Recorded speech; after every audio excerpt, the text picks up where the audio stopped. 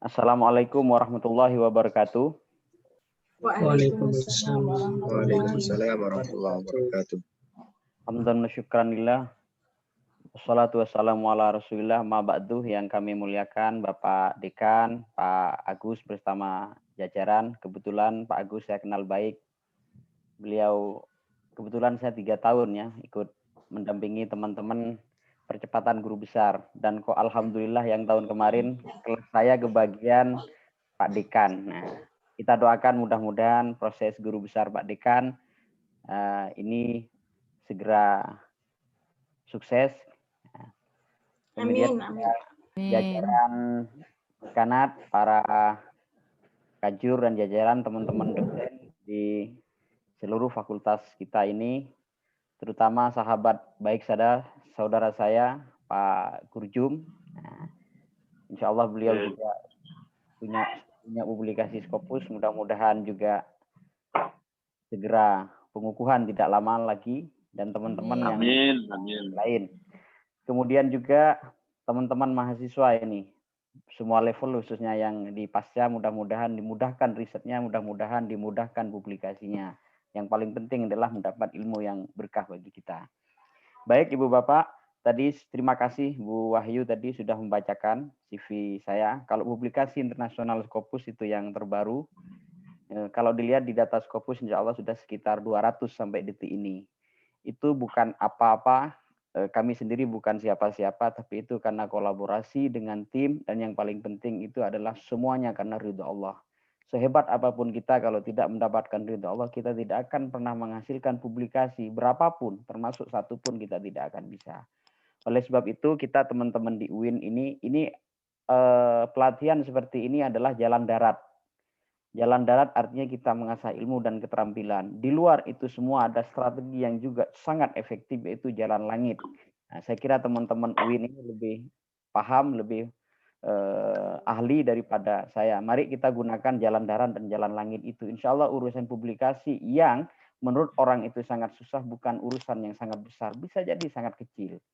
Terus terang publikasi riset memang sangat susah ya, apalagi internasional bereputasi. Tapi kalau menurut saya itu lebih susah masalah hidup.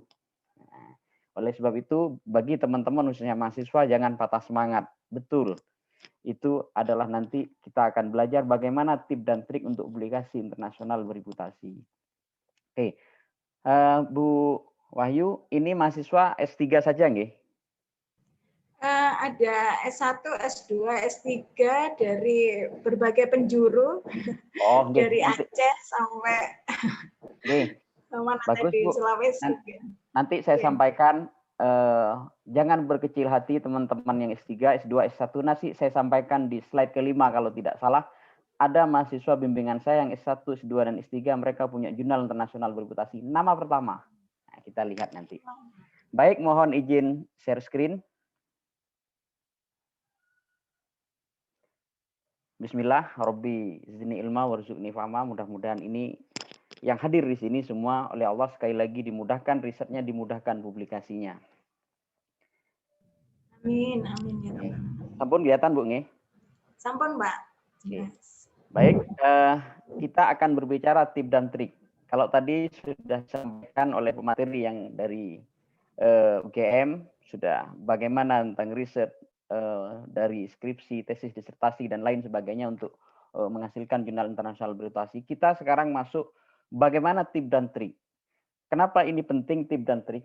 Kalau kita tidak punya tip, tidak punya trik, maka sesuatu itu akan berjalan normal.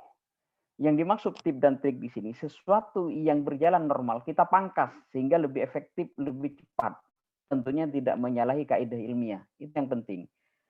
Tanpa pengalaman yang panjang, tidak mungkin tip dan trik itu kita miliki. Oleh sebab itu, dalam sesi 2-3 jam ke depan, saya akan lebih banyak menyampaikan tip dan trik berbasis pengalaman, baik mahasiswa maupun kolega dosen. Kebetulan saya ditugasi, diamanai sebagai Kepala Pusat Publikasi Akademik yang menggawangi, satu adalah publikasi internasional yang Scopus Web of Science, yang kedua juga adalah seluruh jurnal dari Sinta 1 sampai Sinta 6, termasuk yang Scopus di kami, itu di bawah saya semua.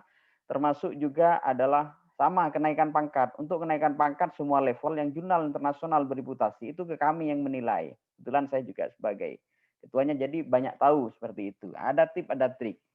Nah, tentunya karena kita sebagai dosen, maka yang paling penting adalah kita di samping pengajaran adalah riset. Itu hal yang sangat utama juga. Saya juga diamanai sebagai ketua kelompok riset. Ini teman-teman, dosen dan mahasiswa. Kita tahu dua hal besar sebagai indikator penting. Kualitas PT dan dosen. PT dalam hal ini termasuk mahasiswa. Karena untuk akreditasi salah satunya, karya mahasiswa itu menjadi bagian yang sangat penting. Satu, publikasi nasional. Kita tidak bicara publikasi nasional di sini, walaupun menurut sebagian orang juga publikasi nasional relatif susah, cuma kita akan fokus kepada hal yang paling susah, yaitu internasional bereputasi. Yang kedua, hak kekayaan intelektual, salah satunya paten. Ini juga sangat susah, butuh waktu sekian tahun. Alhamdulillah di Winsa, 2 tahun yang lalu saya diminta oleh salah satu fakultas, dan alhamdulillah waktu itu sudah submit sekitar 8 atau 9 paten waktu itu. Insya Allah sudah ada nomor tahun kemarin. Tinggal menunggu granted kan memang tidak bisa cepat dalam 1 tahun lebih dari itu. Lah, yang jurnal internasional bereputasi itu ada sekian banyak pengindeks, bisa ratusan bahkan bisa ribuan. Tetapi yang dianggap bereputasi satu yang terindeks oleh Web of Science, yang terindeks oleh sekarang ini diambil alih oleh Clarivate, yang kedua oleh Scopus, yang nasional Sinta. Lah, kita selama ini mindsetnya Scopus, padahal makom tingkatan Scopus itu di bawah Web of Science. Kalau teman-teman belajar ilmu yang di Winsa, misalkan ada yang sohe, ada yang meragukan, bahkan ada yang palsu. Lah, ini juga kalau kita lihat indeksasi jurnal internasional bereputasi, yang level yang pertama itu adalah Web of Science. Makanya ketika ingin naik pangkat, baik lektor kepala maupun profesor, boleh tidak harus Scopus, masuk Web of Science. Nah, ini yang sering dilupakan oleh teman-teman dosen dan mahasiswa. Banyak jurnal yang tidak terindeks Scopus masuk Web of Science. Nggak apa-apa kita itu. Syarat lulus boleh, syarat guru besar boleh. Demikian juga banyak yang jurnal yang masuk Scopus tidak masuk Web of Science. Ada yang masuk dua-duanya. Lah, bagi kita pemula, bisa jadi kita hanya ngambil salah satu. Nah, itu menjadi penting bagi kita. Nanti saya tunjukkan. Tetapi yang perlu kita ingat, tidak semua yang terindeks Web of Science, tidak semua yang terindeks Scopus itu masuk bereputasi. Itu yang perlu kita pegang. Makanya banyak teman-teman yang mengajukan guru besar sudah punya Scopus, sudah punya Web of Science, ditolak. Kenapa? Ada syarat dan ketentuan. Nanti kita bicara itu. Kemudian kalau HKI paten itu ada di wilayah Direktorat Jenderal Kekayaan Intelektual. Alhamdulillah tahun ini saya ada 5 ya. Belum dilaporkan tadi. Jadi itu bisa kita. Artinya apa? Hal yang menurut kita susah dengan berusaha dan berdoa, insya Allah Allah membimbing kita itu menjadi hal seperti makanan sehari-hari. Itu yang perlu kita yakini, yang perlu kita tekankan di hati kita, di pikiran kita bahwa ada kekuatan super besar yang membantu kita dalam hal riset dan publikasi. Tanpa itu kita bukan apa-apa dan bukan siapa-siapa. Mari kita merenung dulu sebelum riset dan publikasi. Kita, saya yakin yang hadir di sini semua, baik dosen maupun mahasiswa, ingin punya kualitas artikel yang bagus. Saya yakin semua tidak ada satupun yang tidak ingin itu. Tetapi harapan itu dengan kualitas sering berbanding terbalik dengan kenyataan. Nah, saya kemarin juga di Winsa, di Menor ya, itu kemarin membimbing mahasiswa yang S3 yang program 5.000 doktor itu. Kebetulan 2 hari ya, 2-3 hari di sana ya. Lah, walaupun teman-teman mahasiswa sudah semester akhir, artinya beasiswanya sudah benar-benar berakhir, ternyata mereka masih kesulitan. Jangankan disertasi, tema dan judul, termasuk juga apa yang dilakukan, itu semester akhir itu mereka masih bingung. Lah, teman-teman yang hadir di sini, termasuk yang S1, S2, S3 yang masih baru lah, sekarang ini alhamdulillah panjenengan bisa difasilitasi oleh panitia untuk mengikuti ini, sehingga kebingungan itu tidak ada di akhir, tapi ada di awal. Oke. Kemudian yang paling penting adalah ternyata kualitas artikel itu sangat ditentukan kualitas riset. Kualitas riset tidak harus di laboratorium, bisa jadi kita berbasis review. Lah, tentunya kegiatan riset ini menentukan kualitas riset. Tetapi di atas itu semua, apa sih yang paling menentukan dalam artikel, dalam publikasi, dalam riset? Kita mulai tentunya yang paling penting kita harus mulai dari ide. Kenapa ide? Tanpa ide itu adalah sebenarnya impian. Ide itu adalah hal yang ingin kita lakukan dalam riset, apa yang ingin kita pecahkan. Tanpa itu nggak bisa. Lah, di atasnya ide, kita harus berbasis kepada mencari tema riset yang up to date. Banyak riset, misalkan ini ada teman-teman yang pendidikan, sering saya memberikan masukan, dan sering juga di kami itu ditolak di paper internasional, baik dosen maupun mahasiswa S3. Misalkan mengambil yang tidak up to date, pengaruh motivasi terhadap prestasi belajar, ya ditolak. Kenapa? Dari dulu kalau motivasinya belajarnya bagus, mesti prestasinya bagus.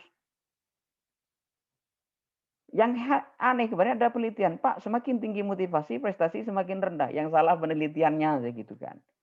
Artinya apa? Sesuatu yang sudah tentu benar tidak perlu diteliti. Sesuatu yang tentu salah tidak perlu diteliti. Tetapi bagaimana fenomena itu, bagaimana ingin meningkatkan, memperbaiki, itu yang perlu diteliti. Nah, yang berikutnya adalah bagaimana hal itu bisa menarik dari berbagai aspek. Menarik dari berbagai aspek, tentunya kita butuh kolaborasi. Seperti saudara saya Pak Gurjum riset kemarin, beliau pinter itu. Menarik misalkan dikaitkan dengan pendidikan. Boleh misalkan tentang keagamaan. Ambil satu contoh peran pendidikan keagamaan, misalkan terorisme, pernikahan dini, pendidikan anak autis. Nah, itu kan menjadi bagus bagi kita. Kemudian bisa dilakukan sesuai fasilitas dan kondisi. Intinya ide itu ada di mana? Ada di Iqra. Membaca. Bagaimana cara membaca ide riset up to date? Teman-teman, izin share screen. Kalau teman-teman, yang penting ada pulsa, silakan buka HP atau laptop. Pertama bisa kita mulai dari Google Scholar. Ini Google Scholar ini banyak yang belum paham dan bahkan banyak yang belum memanfaatkan. Taruhlah misalkan kita ini adalah pendidikan, sambil misalkan yang punya Pak Gurjum. Ini misalkan terkait dengan pendidikan agama. Kita bisa ambil ini.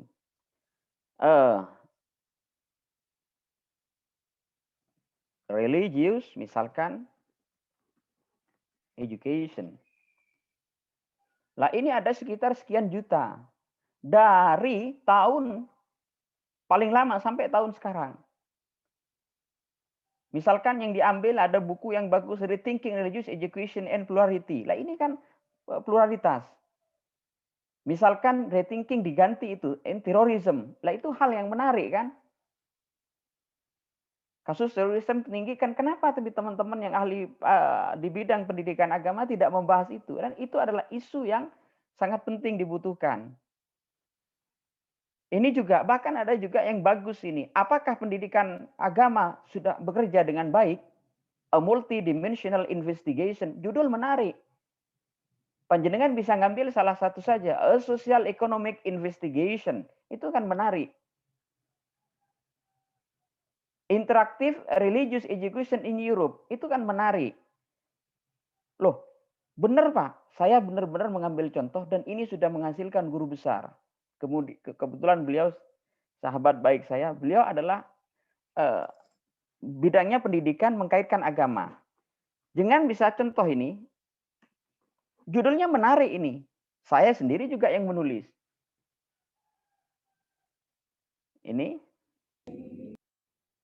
Ini judulnya kan menarik. Islamic Crash Course Accelerated Strategy of School Principle in Strengthening School Organization Culture. Bagaimana Islamic Crash Course? Itu saya jelaskan judulnya. Jadi sebenarnya peran pesantren, ini sampelnya hanya beberapa kepala sekolah madrasah ibtidaiyah di 3 pesantren di Jawa Timur, madrasah ibtidaiyah. Apa yang dibahas? Budaya kepemimpinan sekolah, budaya organisasi sekolah, belum budaya pesantren, belum budaya lokal. Ini impact faktor tinggi, Q2. Lah, teman-teman ini juga kondisi COVID ini memang wabah, tapi juga bisa menjadi hikmah. Saya ambil contoh. Sudah menghasilkan guru besar. Baru beberapa minggu yang lalu. Q1 Elsevier. Ini. Bahkan ada 2, satunya di Springer, sekarang sedang review. Ini yang sudah baru terbit beberapa hari yang lalu. Ini kan teman-teman yang di fakultas ini bisa mengambil. Cuma kita itu adalah mencari ide. Ini dengan saya juga. The new identity of Indonesian Islamic boarding school. New normal. Belum lagi yang abnormal kita. The education response. Ini kan pesantren, ini kan pendidikan agama. Q1. Berapa lama? 4 bulan. Pertama ini ditolak oleh 2 reviewer. Kita perbaiki, terus kita bertahan. Diterima akhirnya. Baru terbit berapa hari yang lalu. Nah, ini salah satu contoh di bidang panjenengan semua di fakultas ini. Bagaimana ini isu, belum contoh yang lain. Inilah contoh yang saya sendiri menulis. Artinya apa? Itu bisa. Saya sendiri yang tidak begitu kuat di bidang pemahaman keagamaan, seperti itu, kolaborasi itu bisa. Oke, baik kita lanjutkan. Nah ini bisa kita ambil. Ini yang Google Scholar. Yang kedua adalah, saya ambil satu contoh. Sayang ini workshopnya hanya 2 jam, 3 jam online. Seandainya 2 hari, contohnya bisa banyak. Panjenengan bisa praktek langsung. Menggunakan laptop, bagaimana mencari ide langsung terhadap panjenengan semua. Cuma, mohon maaf karena ini keterbatasan waktu. Saya akan demo satu publisher. Ada sekian ribu publisher yang bisa kita guna. Saya ambil satu saja, saya direct. Kebetulan saya ada puluhan tulisan di sini. Saya ambil misalkan, Bu Wahyu mohon izin ada jurusan apa lagi di sini? Bahasa sastra Arab, sejarah peradaban Islam, sastra Inggris, dan sastra Indonesia. Oke, sastra Inggris. Ada kawan saya juga seorang guru besar. Dia hanya menulis yes or no. Bayangkan yes or no-nya orang Indonesia kan berbeda dengan Barat. Kalau kita ditanya, sudah makan belum? Sudah. Sudah makan belum? Mau makan? Terima kasih. Enggak. Kamu mau kue? Tidak, terima kasih. Padahal mau. Jangan membingungkan orang Barat. Yes or no itu sudah menghasilkan satu skopus. Belum no or no, belum yes or yes.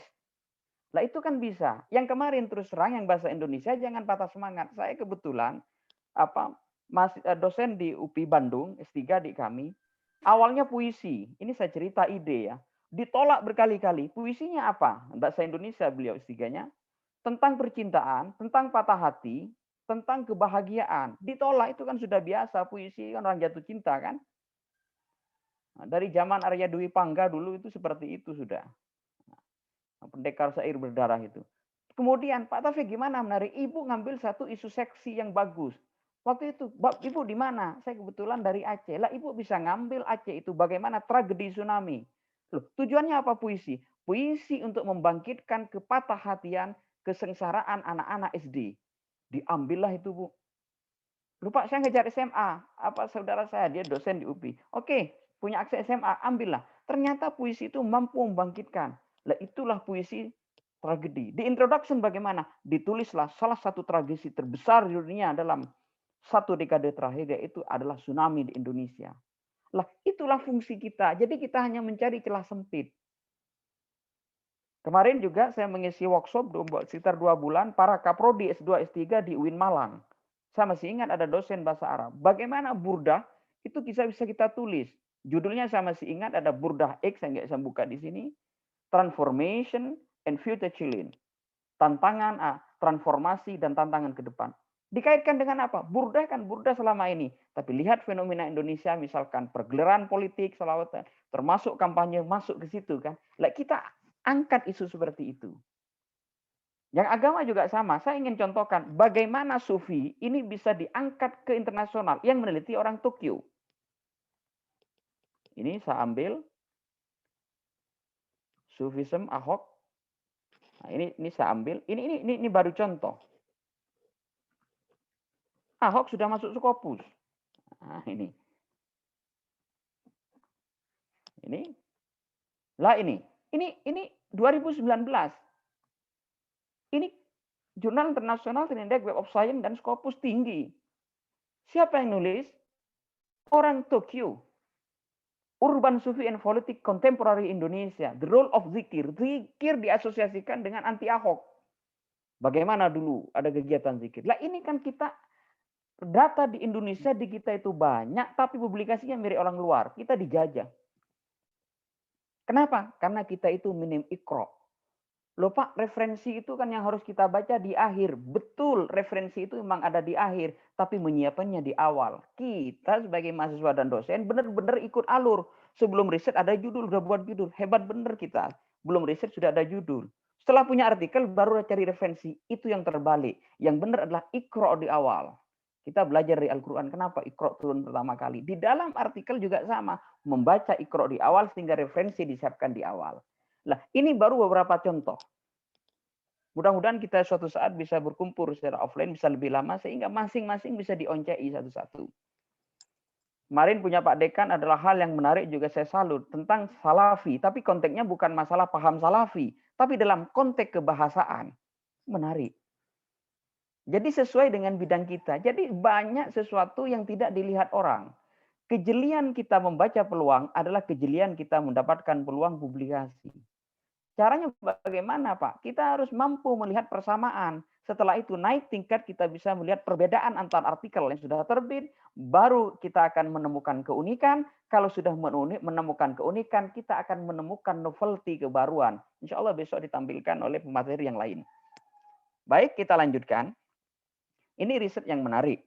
Jadi teman-teman yang S1 sekalipun maupun yang S2, S3, jangan patah semangat, apalagi teman-teman dosen. Jadi semua bidang bisa masuk, kolaborasilah kita. Jangan merasa kita ahli, misalkan ahli tafsir atau ahli bahasa Indonesia, kita hebat kayak Superman, tidak mungkin kita menguasai bidang. Yang bahasa Inggris saja, listening saja, panjenengan saya kira tidak akan ahlinya di situ. Kok tahu Pak, saya sendiri di bidang saya ngambil bagian sempit, saya ambil lagi. Betul memang dalam Al-Quran, kita itu hanya ilmu setetes dari lautan. Jadi kita makanya perlu kolaborasi, itu akan lebih indah, akan lebih bagus untuk publikasi. Nah, makanya kita perlu partner riset. Makanya kami sendiri, saya sendiri tidak pernah riset sendirian, nulis sendiri saya tidak pernah. Rata-rata sekian, adalah itu beban kita pikul bersama. Kemudian jenis tulisan untuk internasional bereputasi, teman-teman mahasiswa khususnya, itu ada macam-macam. Kebetulan yang S3 UIN kan bisa artikel report, bisa communication letter, bisa letter to editor, bisa review, atau book review atau book chapter. Nah, ini bisa. Kita akan membahas mungkin 1 dan 4, karena itu yang paling banyak di kita. Untuk 2 dan 3 adalah kita yang sudah ahli punya publikasi banyak, baru bisa nulis 2 yang ketiga itu. Termasuk yang keempat. Ini contoh. Ini contoh. Kemarin tahun ini saya sudah sekitar berapa? 20-an ya, yang Scopus yang tahun ini. Bagaimana itu kami? Saya sendiri dulu di proceeding saja saya ditolak pertama kali. Nah, ini Februari Q2, Maret Q2 Springer, Juni Q1 Elsevier, Juli Q1 Elsevier, Agustus Q1, September Q1. Ini baru yang nama pertama ya. Oke, belum yang bimbingan mahasiswa atau kolaborasi. 2021 bagaimana Pak? Sekarang masih bulan April awal, tapi artikel yang nama pertama, yang kebanyakan nama pertama, ini Januari Q2 pertama, Februari Q2 juga, Maret ini juga ada Juli Q1, ada Maret Q1, sudah terbit ini. Jadi kalau kita sudah terbiasa menulis, itu setiap bulan nama pertama itu Q1, Q2 menjadi hal yang mudah. Tentunya perlu tip dan trik, perlu jam terbang. Belum dengan nama yang lain. Karena yang lain bisa jadi tiap minggu, klik keluar, klik accepted. Nah, itu seperti itu. Jadi itu yang kita lakukan. Untuk urusan akreditasi tadi sampaikan Bu Wayu menjadi hal yang mudah, termasuk paten itu. Oke. Bagaimana? Ini saya sampaikan. Bagaimana dengan skripsi, tesis, disertasi mahasiswa menjadi jurnal internasional bereputasi? Apakah bisa skripsi, Pak? Kalau disertasi saya tidak usah meragukan. Ini contoh saya ambil yang terbaru saja, yang terbaru bimbingan saya pribadi dari skripsi. Oke? Ini impact factor of science. Nama pertama mahasiswa saya. Ini juga dari skripsi. Ini skripsi 2. Kemudian dari tesis. Ini mahasiswa. Kemudian dari disertasi 1 nih, rata-rata Q1, Q2. Ada Q3 inskripsi. Lah artinya apa? Ini bisa kita. Kalau mahasiswa saja dari hasil disertasi, skripsi, dan tesis, bisa menghasilkan apalagi kita sebagai dosen. Cuma memang kalau belum ketemu jalannya, itu memang susah. Nah itu saja, kita belum ketemu jalannya untuk publikasi. Nah ketemu jalan tuh nggak bisa terus terang kita bertemu 1-2 jam, tidak bisa itu. Ini hanya sebagai overview hari ini. Oke. Baik, kita lanjutkan. Nah, bagaimana strategi gitu? Teman-teman dosen, khusus teman-teman dosen, perkuat riset KBK. KBK itu kelompok bidang keahlian. Karena kenapa teman-teman di Indonesia ini susah untuk publikasi? Karena mereka merasa ahli semua bidang. Bapak jurusan apa? Agama. Oh, semua yang berbasis agama saya bisa ahlinya. Ingat, kalau orang sudah merasa semua ahli berarti tidak ahli. Nah, maka itu yang harus kita, dari sekian itu ahli. Saya misalkan saya sendiri fisika, tidak semua fisika saya bisa, hanya satu bagian kecil saja. Kemudian kolaborasi, dan yang terakhir untuk mahasiswa sungguh-sungguh mengikuti instruksi dosen, terutama yang S3. Karena sekarang banyak mahasiswa, wah dosen saya itu Pak nggak baca, saya udah baca kayak gini, salah itu. Oh, kalau belajar kitab taklim muta'alim tuh nggak boleh itu, keberkahannya bisa hilang. Nah, maka itu harus kita ikuti instruksi dosen itu. Maka ini menjadi jalan untuk kemudahan. Oke. Yang susah, nah, tapi dosen juga harus imbang memberi contoh riset dan publikasi. Nah, ada kemarin saya punya teman, Pak, tapi saya belum punya pengalaman publikasi. Terus bimbing S3. Terus gimana, Pak? Terus udah mahasiswa tak suruh baca, tak suruh baca, suruh publish. Loh, kok nggak ada Pak? Saya sendiri bingung, Pak, karena belum pengalaman. Seperti itu. Nah, tapi beliau akhirnya belajar dengan kami bersama, sudah punya 2 beliau. Baru beliau semakin bagus. Tapi tidak ada masalah teman-teman. Yang belum punya publikasi internasional bereputasi, menulis buku nasional, menulis jurnal nasional itu sudah bagus daripada tidak sama sekali. Tapi kita tingkatkan sekali lagi. Karena ada, kemarin saya juga ngisi di UINSA juga beberapa waktu yang lalu. Pak Taufik, saya itu di UINSA itu kebanyakan khotbah, Pak. Kebanyakan ceramah. Jangan dipaksa untuk nulis. Kemampuan saya bicara. Sayang belum ada publikasi yang merekam itu, saya gitu kan. Harus tulisannya. Oke, baik, kita lanjutkan. Overview, publikasi bereputasi. Ini menjadi penting. Karena ini banyak teman-teman yang dosen, termasuk yang di UNISA kemarin, salah jalan. Sudah riset 1 tahun, nulis sekian budak, dananya sudah banyak, masuk ke jurnal tapi masuk yang salah. Ketika dipakai untuk naik pangkat itu salah. Ada sudah sekian beberapa kasus di teman-teman UNISA, termasuk di mana-mana di Indonesia. Apakah jurnal internasional versus jurnal internasional bereputasi?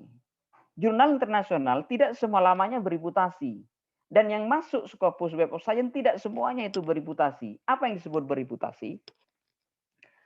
1, jelas memiliki SSN, bahasanya jelas PBB. Arab, Inggris, Prancis, Rusia, Spanyol, Tiongkok. Lupa, boleh saya nulis Arab? Boleh. Saya punya teman masuk Scopus nulis bahasa Arab. Ketika naik pangkat bingung yang mereview. Pak Taufik, mana novelty-nya? Karena Arabnya sudah nggak ada rekannya, akhirnya ini mana ini kebaruan? Jumlah referensi mana? Karena bingung yang menilai, akhirnya apa? Lupa, tak kasih jelek atau rata-rata. Nggak mungkin, Bapak aja nggak bisa menghasilkan bahasa Arab yang Scopus kok, kayak gitu kan. Akhirnya apa? Nilai tinggi, karena bingung yang mereview. Nah, ini kelebihan, boleh itu. Jadi teman-teman kan banyak yang ahli bahasa Arab di fakultas ini. Silahkan gunakan itu. Inggris, Prancis, Rusia, Spanyol, tidak ada masalah. Untuk naik pangkat boleh, untuk kelulusan boleh. Nggak ada masalah. Nah, itu adalah strategi juga. Online jelas, yang paling penting juga adalah editornya adalah 4 negara ke atas. Artinya apa? Banyak atau tidak sedikit editorial board sudah masuk Scopus, tapi editornya kurang dari 4 negara. Itu tidak dianggap bereputasi, walaupun itu Scopusnya Q1. Nah, terbitan 2 kali dan wajar, dan ada proses review sekarang untuk naik pangkat ke guru besar dan lektor kepala. Itu harus ada bukti review, walaupun Q1 tidak ada proses review, itu ditolak, diragukan, diminta oleh itu, dan sekarang harus submit online. Kok ada Pak? Di kami sudah ada buktinya, nggak ada proses itu dikembalikan, ditambah. Oke, yang kedua, indeksnya dari sekian banyak indeks, 2 yang diakui.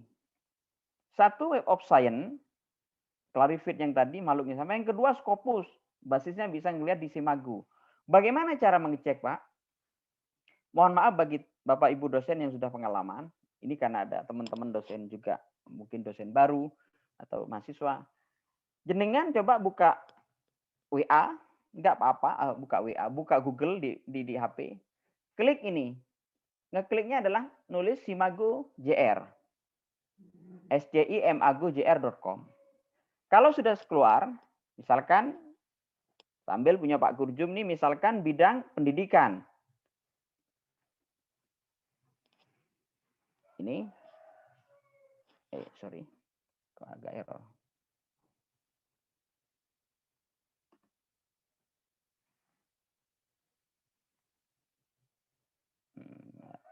Sebentar, saya tutup, ini ada masalah.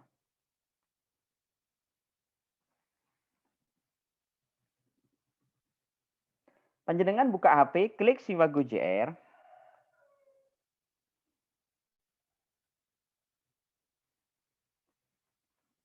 Google.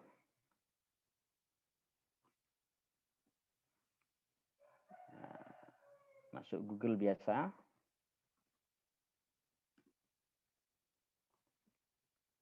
Oke, klik ini, saya perbesar.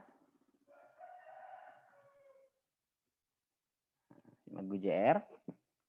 Terus klik ini. Ini misalkan bidangnya Pak Kurjum ambil bidang education misalkan. Nah, ini penting karena terus terang beberapa teman Winsa kemarin sudah berdarah-darah 1-2 tahun masuknya ke salah. Jurnal yang salah. Kita ambil misalkan Review of Educational Research. Satu jurnal. Yang pertama adalah ini yang terindeks Scopus ya. Nih. Coverage-nya. Coverage-nya ini sampai masuk. 20 boleh, 21 boleh. Yang jelas jangan sampai sebelumnya. Biasanya yang bagus sampai 21. Lah ini dilihat. Kalau dulu di peributasi minimal Q3. Jadi yang terindeks Scopus itu teman-teman, kalau nasional itu Sinta 1 sampai Sinta 6. Tapi kalau Scopus nggak ada Q6, yang ada hanya Q4. Q1, Q2, Q3, Q4. Apa itu Q1, Pak? Terbaik pertama. Kayak akreditasi, A, Q1. Q2, B, misalkan seperti itu. Q3, Q4. Yang paling rendah Q4. Nah ini Q1, bidang pendidikan.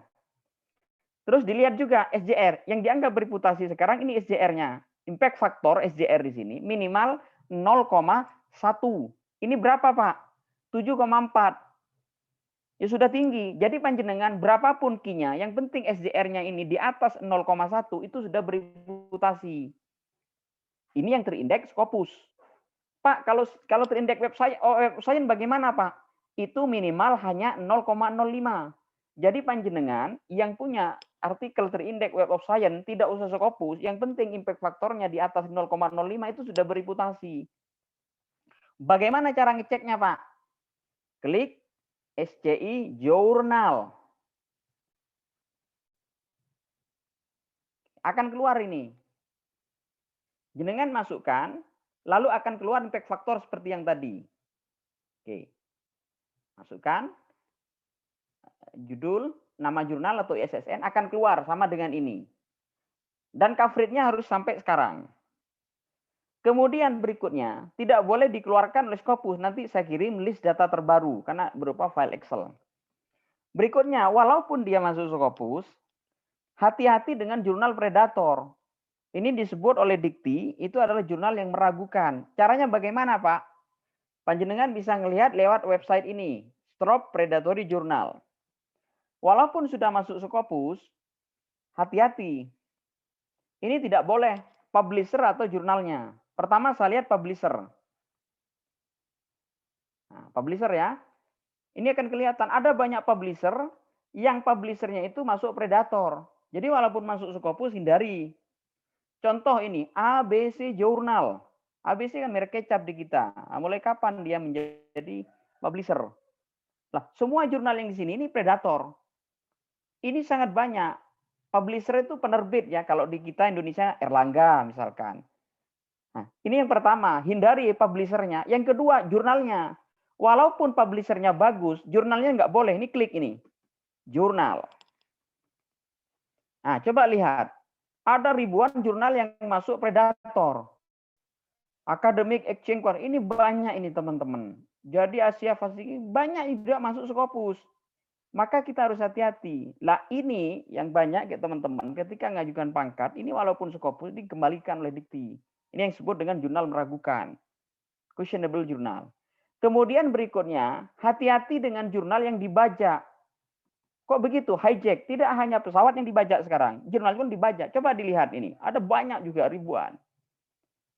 Ini misalkan yang nomor 3, Akta Biotika, sama namanya, ada yang huruf besar diganti kecil. Makanya kita hati-hati, kalau kita tidak pengalaman, submitnya maunya judulnya sama, nama jurnalnya sama, ternyata itu masuk ke yang bajakan.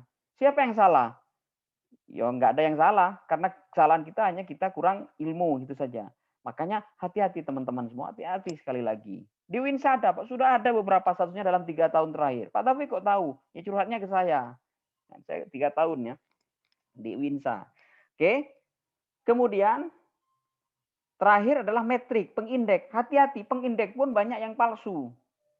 List of misleading and fixed metric, pengindeks. Contoh ini, AE Global Index. AE kan plat mobil Madiun. Mulai kapan jadi pengindeks? Ini juga Arab Impact Factor, ma'amali taksiril Arabi. Pak, ini terindeks dunia akhirat. Bukan, ini pengindeks palsu. Karena kemarin ada teman bahasa Arab, karena mentang-mentang bahasa Arab, dia cari pengindeks yang tulisan bahasa Arab. Lupa Taufik, ini kan bahasa Arab, terindeks dunia akhirat. Itu predator bro, saya gitukan. Sudah terbit dia, kasihan beliau. Nah, jadi hati-hati. Nah, kan ini ada jurusan bahasa Arab kan? Nah, ini penting. Lah ini side factor. Ah, Kosmos, tahu Kosmos ibu-ibu ini? Bu Wahyu kayaknya paham ini Kosmos ini.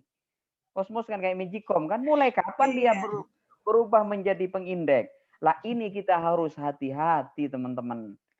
Real Springer, Springer yang asli nggak perlu real. Real Copernicus, Copernicus yang asli nggak perlu real.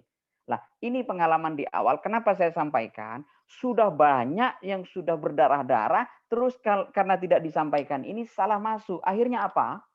Kalau sudah terbit nggak bisa publish di tempat lain lagi. Lah ini yang saya sampaikan di awal. Baik, kita lanjutkan sambil menunggu buka puasa. Oke. Nah, ntar lagi puasa, ini bener ini. Semangat, coba puasa pertama adakan workshop gini. Ngantuk. Oke, sampai mana tadi? Ini sudah. Oke. Nah, ini sudah saya sampaikan tadi. Jadi intinya yang terindeks, pengindeks, pengakreditasi bahasa mudahnya, itu Web of Science dan Scopus. Salah satu atau dua-duanya. Sekali lagi, apa yang disebut bereputasi? Walaupun masuk Scopus, tapi SJR, impact factor SJR-nya tidak di bawah 0,1, itu belum masuk bereputasi. Kalau terindeks Web of Science, impact faktornya minimal berapa? 0,05. Walaupun masuk tapi di bawah itu tidak masuk bereputasi. Pak, apa sih impact factor? Bahasa mudahnya begini. Pak Gurjum punya jurnal. Misalkan jurnalnya terindeks Web of Science sudah. Contoh.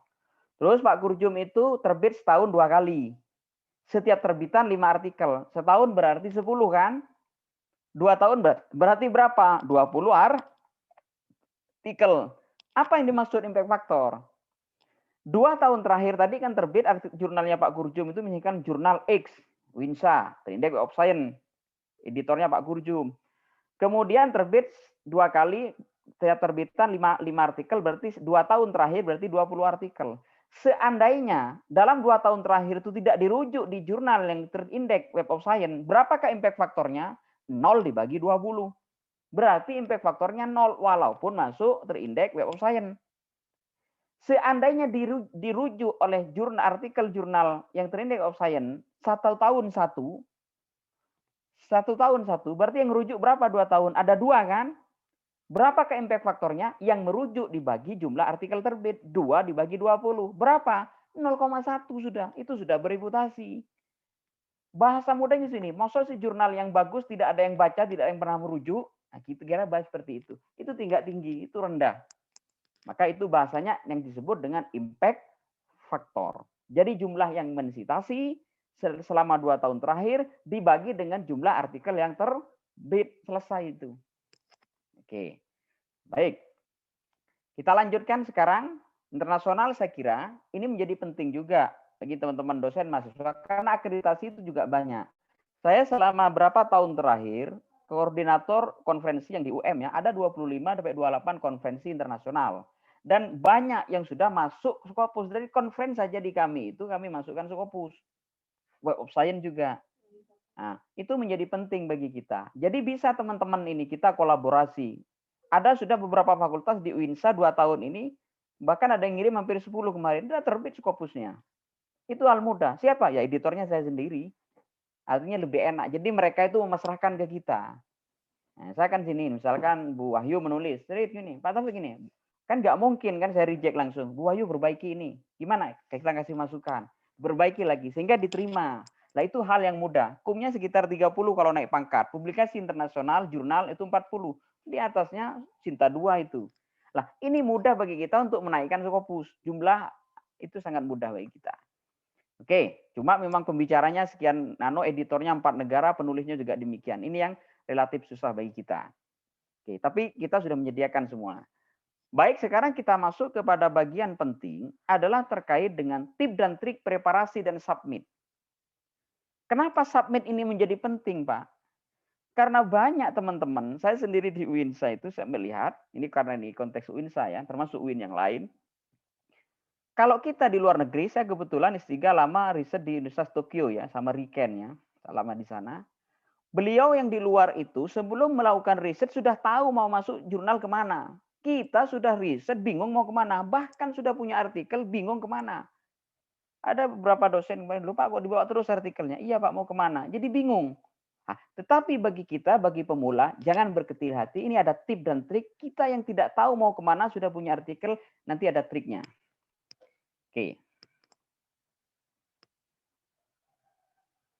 Oke, mencari jurnal tujuan. Masalah kasih bagi pemula bingung mau kemana. Ini saya hanya mendemokan.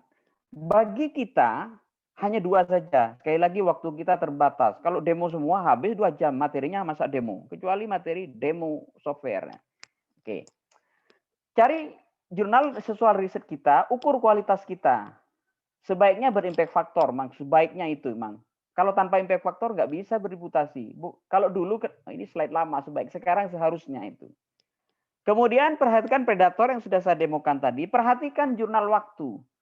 Ada teman lagi-lagi kemarin saya kontak Winsa. Pak, kok saya 2 tahun belum terbit? Loh, artikelnya terbit tahun 2 kali hanya 5 artikel.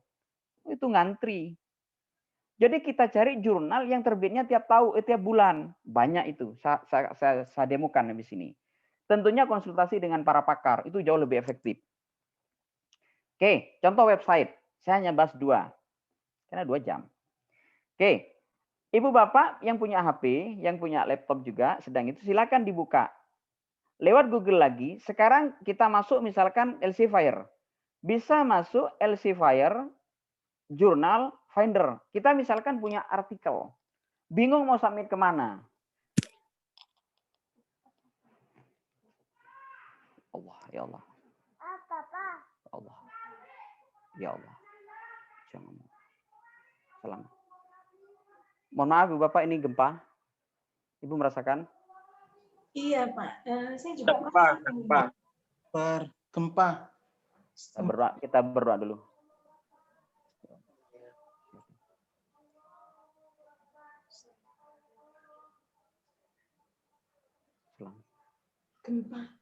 Gempa Ustaz Taufik. Oke, kita doa dulu. Iya.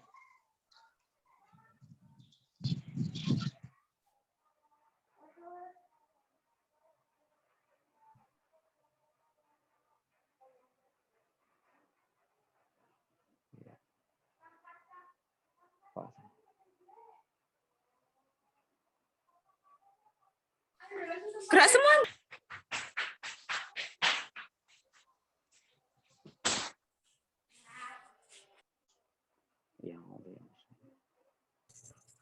Mari Ibu Bapak Ya, kita baca.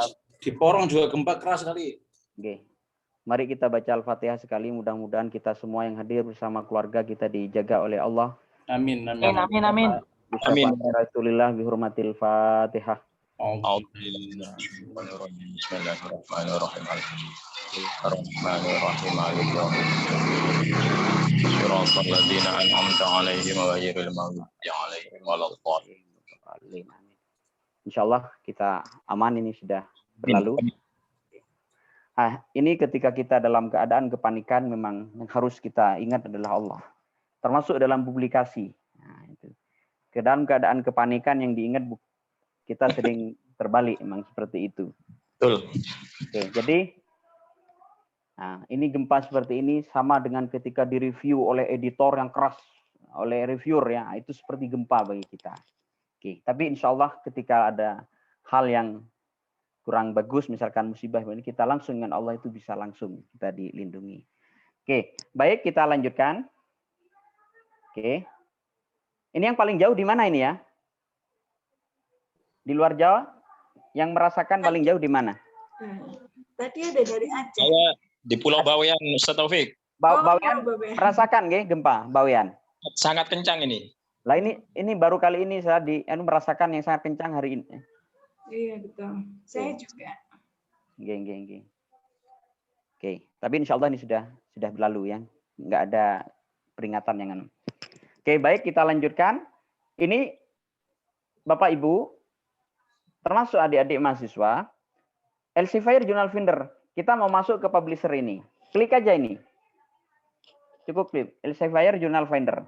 Yang dibutuhkan apa? Panjenengan hanya butuh judul dan abstrak. Misalkan ini. Ini artikel pendidikan yang punya KA yang tadi, yang punya kami ya. Misalkan yang ini. Yang bidang keagamaan tadi. Panjenengan hanya butuh judul dan abstrak. Nah, biarkan dia yang mencari. Oke, kita ambil judulnya. Oke, kita ambil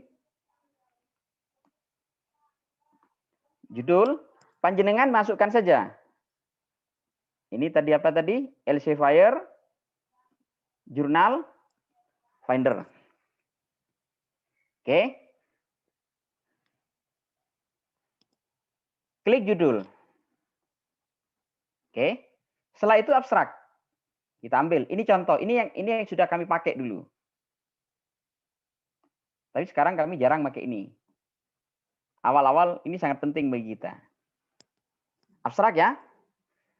Kemudian keyword. Pak, keyword masukkan. Boleh iya, boleh tidak. Kalau dimasukkan semakin presisi. Kemudian bidang. Waduh Pak, saya bingung. Bidang datar apa bidang miring? Ini kan field of research kan. Sudah nggak usah diisi kalau bingung. Terus langsung find jurnal. Kita lihat berapa lama ini. Bismillah, kita klik.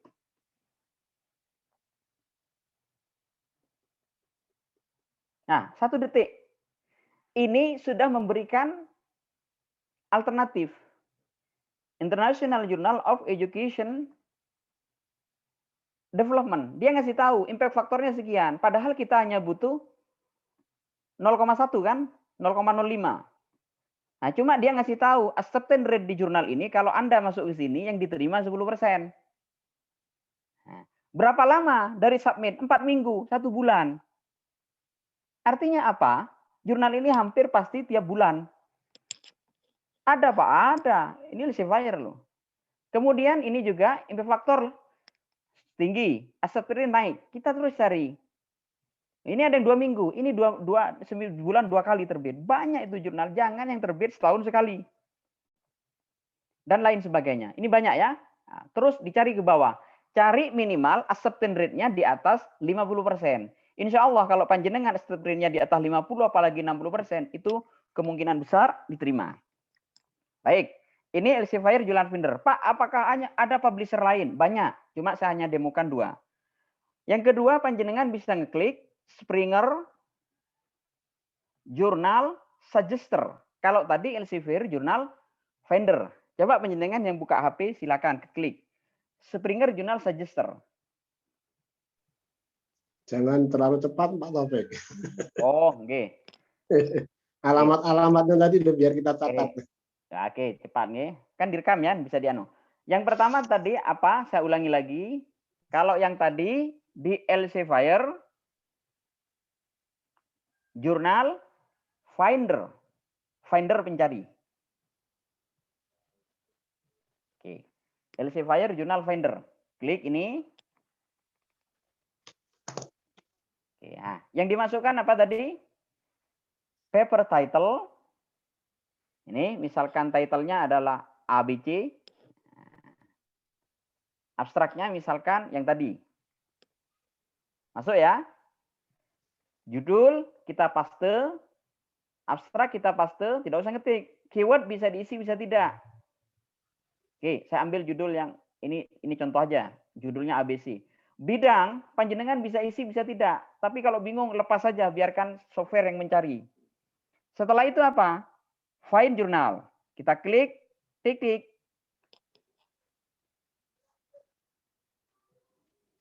Nah, ini kan, keluar ini kan. Nah, panjenengan bisa milih ini. Nah, ya kan? Ini bisa milih. Oh, kalau masuk ke sini, peluang diterima 10%. Waktu submit sampai waktu proses diterima atau tidak 4 minggu. Setelah itu waktu publikasi 5 minggu. Praktis 2 bulan 1 minggu. Ini jurnal berikutnya. Jurnal jenengan nyari satu-satu ke bawah. Nah, ini 41 minggu. 41 minggu. Wah, cukup lama ya. Hindari yang gini-gini. 28 minggu. 28 minggu. Cukup lama. Nah, ini ASEAN bisa masuk ke sini. 12 minggu. 12 minggu kan 3 bulan kan? Ah, mendekati masa iddah ini. Nah, ini banyak ibu bapak. Oke, ini. Kemudian yang kedua adalah ini kan Elsevier. Kalau Elsevier apa tadi? Elsevier Journal Finder. Ini demo yang kedua. Demo yang kedua saya misalkan Springer. Oke. Mohon maaf, ini hanya demo 2 karena waktu kita terbatas. Springer Journal Suggester. Oke, Springer Journal Suggester. Klik. Butuh apa? Sama butuh judul. Sama apa? Sama abstrak. Oke, title-nya misalkan nah, ini misal, ini contoh. Kemudian manuskrip title abstrak, abstrak saja, nggak usah seluruh naskah. Subjek area jenengan bisa milih, bisa tidak. Lepas saja menurut saya, biarkan dia yang memilih. Enggak Pak, saya mau milih. Oke, kita pilih saja. Misalkan tentang apa ya? Education misalkan. Nah ini, education misalkan. Education, langsung ini klik. Sudah keluar. 1 menit. Oke, keluar guys 1 detik. Dia ngasih tahu ini, educational assessment, impact factor 1, web of science. 113 hari. Cepat ini. Terus kita mencari. Ya. Aku mau masuk ke Wahyu mungkin suara yang di mute. Di Malang. Hostnya Minta yang tolong buruk renam. hostnya. Iya, hostnya mungkin. Oke. hostnya. Hah? Ada nama. Oke. Baik, kita lanjutkan. Nah, ini banyak ini. Social Psychology of Education. 70 hari. Lah ini kan relatif cepat kan waktu kita. Lah kalau kita tidak tahu ilmu gini, ini bisa lama kita. Jurnal itu sudah memberikan. Tapi yang kedua, kita harus cek. Misalkan masuk ke jurnal ini. Oke. Ini bisa kita klik nih, cari di Google. Pak, Asia Pacific Review. Ki berapa ini, Pak? Klik di Simago. Ya. Apakah ini masuk Scopus, Pak? Klik, ini ya. Misalkan di praktek kita. Ini Springer ya. Nah, Springer ya. Springer itu nggak ada yang predator. Coverage-nya kan ini kan jurnal baru lah. Panjenengan Ibu Bapak, cari jurnal yang baru masuk. Ini kan baru berapa tahun? 2006 sampai sekarang. Masih sekitar 15 tahun. Bahkan banyak jurnal yang baru setahun masuk Scopus. Lah jenengan masuk gitu. Kalau jurnal itu baru masuk Scopus, dia kekurangan naskah. Ketika kekurangan naskah, maka kualitas biasa pun itu akan diterima. Tapi kalau jurnal udah sekian puluh tahun dan itu acceptance rate-nya itu rendah, maka jangan masuk ke situ. Ibarat melamar seorang gadis itu sekufu. Nah, kira-kira seperti itu. Kalau yang dilamar terlalu tinggi, di reject. Nah, makanya hati-hati, kecuali ada keajaiban. Nah, ini. Ki berapa ini? SDR-nya berapa, Pak? Kita klik 0,4. Padahal berapa tadi butuhnya? 0,1. Pak, ini predator tidak? Nah, klik sekarang. Nah, kan tadi caranya predator kan ini. Stop predatory journal.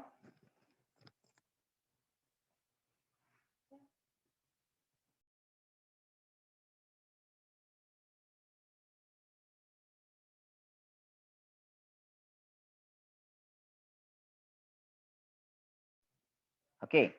Nah, ini bisa masuk sini. Bisa masuk. Nah, jurnal apa tadi? Panjenengan hanya kontrol V. Nah, tidak ada kan? Asia Pacific Education Review. Tidak ada ini. Springer nggak ada. Masuk Predator. Terus yang kedua, Pak, ini terbit berapa lama? Dicari di Google. Nah, Asia Pacific Review. Volume and issue. Coba dilihat. Nah, ini adalah jurnal yang, coba lihat 2020. Oh, 4 kali setahun, berarti 3 bulanan. Bener kan tadi kan 113 hari kan? Pak, bagaimana contoh artikel yang dia terbit tiap bulan? Contoh ya. Ini. Nah, misalkan ini. Ini contoh. Banyak teman-teman yang beda. Volume and issue. Bahkan terbit tiap volume pun banyak. Coba panjenengan lihat ini. Kan 12 kali kan? Jadi sebulan sekali. Dan setiap terbitan, ini banyak. Sekitar 60. Lah, jenengan masuk ke sini. Makanya teman-teman mahasiswa, semua level, masuk ke jurnal yang seperti ini. Lah, ini tip dan triknya. Tapi juga yang ketiga, jenengan baca di sini.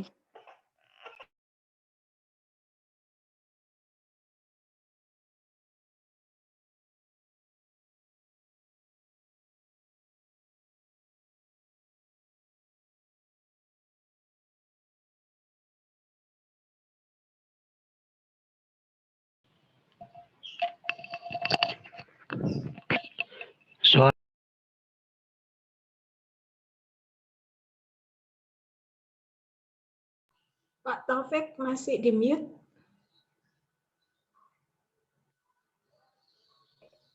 Halo? Iya, oke. Oke. Lah, ini bisa lihat di sini. Panjenengan itu rujuklah minimal 3 di sini. Lah, ini trik. Terus yang kedua, nanti ketika kita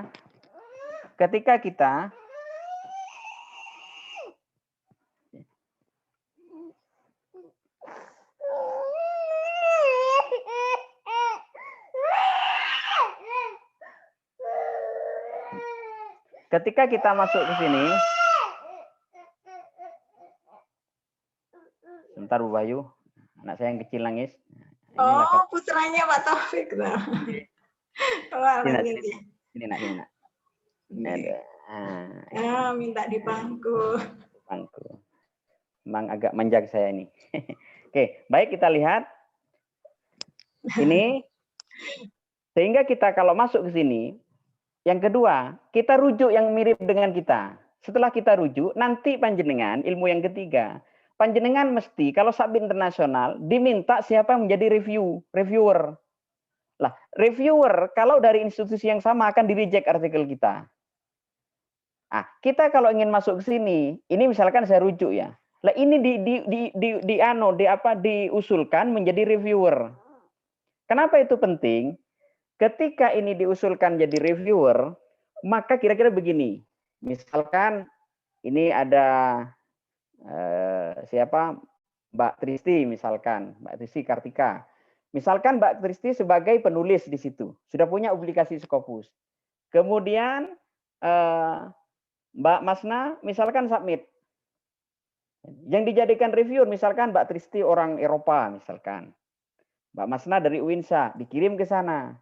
Kemudian Mbak Tristi dijadikan sebagai reviewer. Dan dirujuk, kira-kira Mbak Tristi itu senang apa tidak? Tulisannya dirujuk, dibaca. Senang.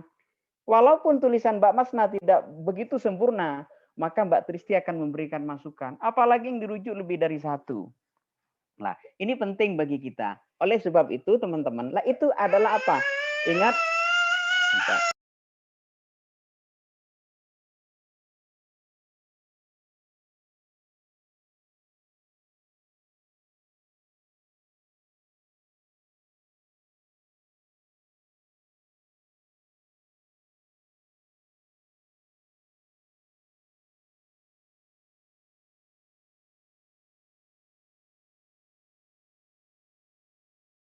Oke, kita lanjutkan teman-teman lah. Itu adalah psikologi. Reviewer juga manusia. Saya berapa kali nge-review, kok saya dirujuk di situ? Ya senang kan? Kan penghargaan tertinggi penulis itu ketika tulisannya dibaca, dirujuk orang. Tapi jangan lebay, mentang-mentang karena Mbak Masna ini mau menjadikan Mbak Tristi itu sebagai reviewer. Semua artikelnya rujukannya Mbak Tristi. Itu lebay namanya. Nah, itu juga tidak alamiah. Ilmiah tapi tidak alamiah. Adalah mungkin 2, 1 minimal. Nah, itu adalah tip dan trik yang mudah bagi kita. Nah, jadi ini jarang diketahui oleh teman-teman. Loh, mentang-mentang karena mau submit internasional, saya kenal dengan Pak Gurjum, terus sama-sama satu jurusan, saya dijadikan reviewer, Pak Gurjum saya jadikan reviewer. Itu oleh editornya akan ditolak itu. Conflict of interest, karena nggak boleh itu. Nah, ini yang penting bagi kita. Oke, nah, makanya ini adalah strategi. Baik, kita lanjutkan, teman-teman. Oke, kita lanjutkan. Berikutnya adalah hal yang harus kita hindari. Banyak teman-teman yang sudah S3 dan juga naik pangkat. Bisa dianulir ijazahnya. Naik pangkatnya dianulir. Kenapa? Plagiarisme. Lah, kita hindari plagiarisme dengan cara apa? Kita parafrase, rubah kalimat. Teman-teman yang bahasa Indonesia saya kira lebih tahu. Kalimat aktif dijadikan pasif, kalimat pasif dijadikan aktif. Gambar juga nggak boleh. Misalkan adalah Pak Ansori, misalkan. Pak Ansori adalah punya publikasi sebelumnya. Lah, kemudian oleh saya rujuk gambarnya Pak Ansori. Walaupun saya rujuk, misalkan Ansori 2021, itu nggak boleh harus izin pada penerbit. Loh Pak, kalau gambar gimana? Jenengan gambar ulang, modifikasi ulang sehingga bagus. Kemudian yang kedua adalah, yang menjadi penting bagi kita, kalau grafik jenengan tabelkan. Sehingga apa? Itu tidak plagiasi. Kalau tabel, jenengan grafikan. Boleh, itu tidak usah izin penerbit. Loh Pak, selama ini gambar saya crop Pak, saya langsung. Tidak boleh itu. Tidak boleh itu. Maka buat gambar sendiri. Yang tidak boleh diparafrase itu 2. 1 ayat, 2 undang-undang. Mentang-mentang panjenengan ahli bahasa Indonesia, ayat diparafrase. Itu nggak boleh. Undang-undang juga demikian. Maka itu menjadi penting bagi kita. Baik. Bagaimana menyusun artikel yang bagus? Nah, secara umum, structure of scientific article itu ada sekitar 9. Dimulai dari title. Title itu memang di awal. Tetapi membuatnya terakhir. Maka sering salah kaprah mahasiswa S1, S2, S3. Pak Taufik, alhamdulillah Pak, saya semester 1 sudah ada judul. Hebat bener. Maka judul itu terakhir. Ya, tema itu di awal. Oke, kita akan oncai satu-satu autor, abstrak sampai referensis. Lah, komponen dasar struktur ilmiah sebenarnya itu ada 2 komponen besar. 1 komponen dasar, 2 komponen utama. Ketika kita menjadi reviewer, saya kebetulan hampir tiap bulan, berapa kali itu Xavier Springer itu minta saya untuk menjadi reviewer. Itu yang dikirim pertama adalah judul sampai abstrak sampai keyword. Nah, ketika kita membaca, ditanya apakah Anda berkenan mereview ini. Ya, kalau saya merasa itu di luar bidang saya bilang mohon maaf. Tapi kalau bidang saya terima. Memang kita reviewer nggak dibayar, tapi kita diberi akses Scopus itu free. Ada kalanya kalau kurang review sekian kali untuk terbit itu bisa menjadi free, ada diskon. Kalau berbayar, tapi saya jarang berbayar ya. Kemudian komponen utama. Komponen utama dari pendahuluan, teori dasar sampai pustaka. Akan saya oncai satu-satu kesalahan teman-teman mahasiswa dan dosen sehingga banyak yang di-reject di internasional. Saya oncai satu-satu. Nah, ini menjadi penting bagi kita. Oleh sebab itu, mari kita lihat satu-satu. Makna masing-masing konten bagi kita. Yang pertama adalah kita mulai dari abstrak.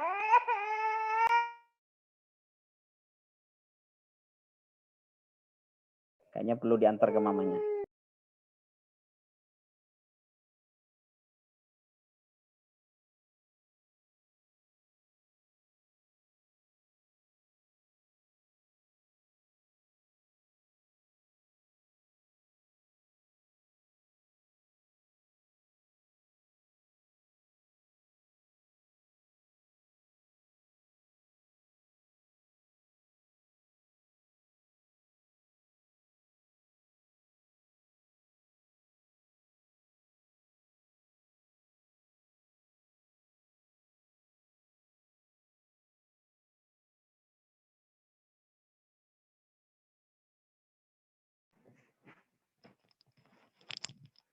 Sekali lagi mohon maaf panitia, teman-teman. Karena anak saya yang kecil itu memang apa ya? Nggak bisa dilepas nih. Memang hari keluarga, Pak. Jadi mumpung bapaknya di rumah. Oke, baik. Kita akan membahas ini satu-satu kelemahan yang selama ini kenapa ditolak, baik nasional maupun internasional. Pertama, abstrak. Abstrak itu sebenarnya adalah satu, apa yang dilakukan penulis secara singkat. Ada 3 kesalahan besar yang sering terjadi baik teman-teman mahasiswa maupun dosen, khususnya di internasional. Kesalahan yang pertama adalah di introduction, di copy paste sekian paragraf. Di metode copy paste sekian paragraf. Di hasil copy paste sekian paragraf. Pembahasan sampai kesimpulan. Panjenengan silakan bertanya pada diri sendiri, tidak usah dijawab. Apakah skripsi, tesis, disertasi saya selama ini adalah menganut mazhab itu? Maka itu menjadi hal yang harus kita introspeksi. Itu namanya kita itu clipping itu kalau seperti itu. Jadi abstrak itu bukan mengambil kata kalimat per kalimat dari bagian. Itu harus dibahasakan sendiri. Tapi esensinya tidak boleh keluar. Kesalahan yang kedua di abstrak lebih banyak pada metode. Jadi hasil survei kami selama 6 tahun terakhir di tempat kami itu separuh lebih abstrak itu berisi 60% lebih bagian abstrak. Jadi metode itu hanya bagian kecil. Dan yang terakhir adalah kesalahan yang banyak yang ketiga. Itu masih berupa data, belum pada hasil, belum pada implikasi riset. Itu kesalahan terbesar yang paling banyak di kita.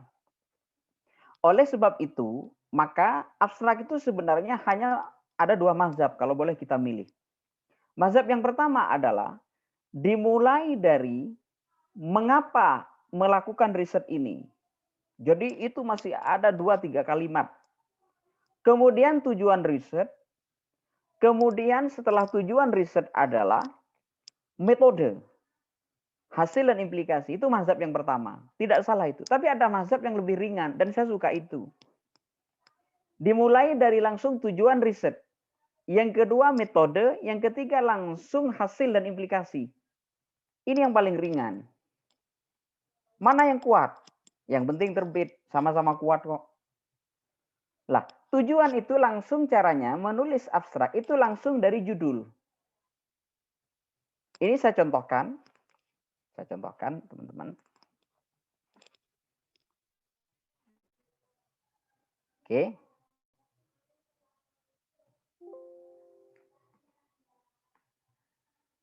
Saya ambil artikel yang sudah terbit. Nah, ini teman-teman. Ini saya buka dapur saya.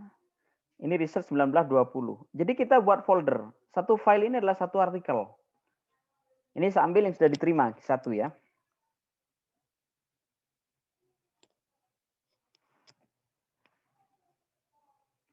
Oke.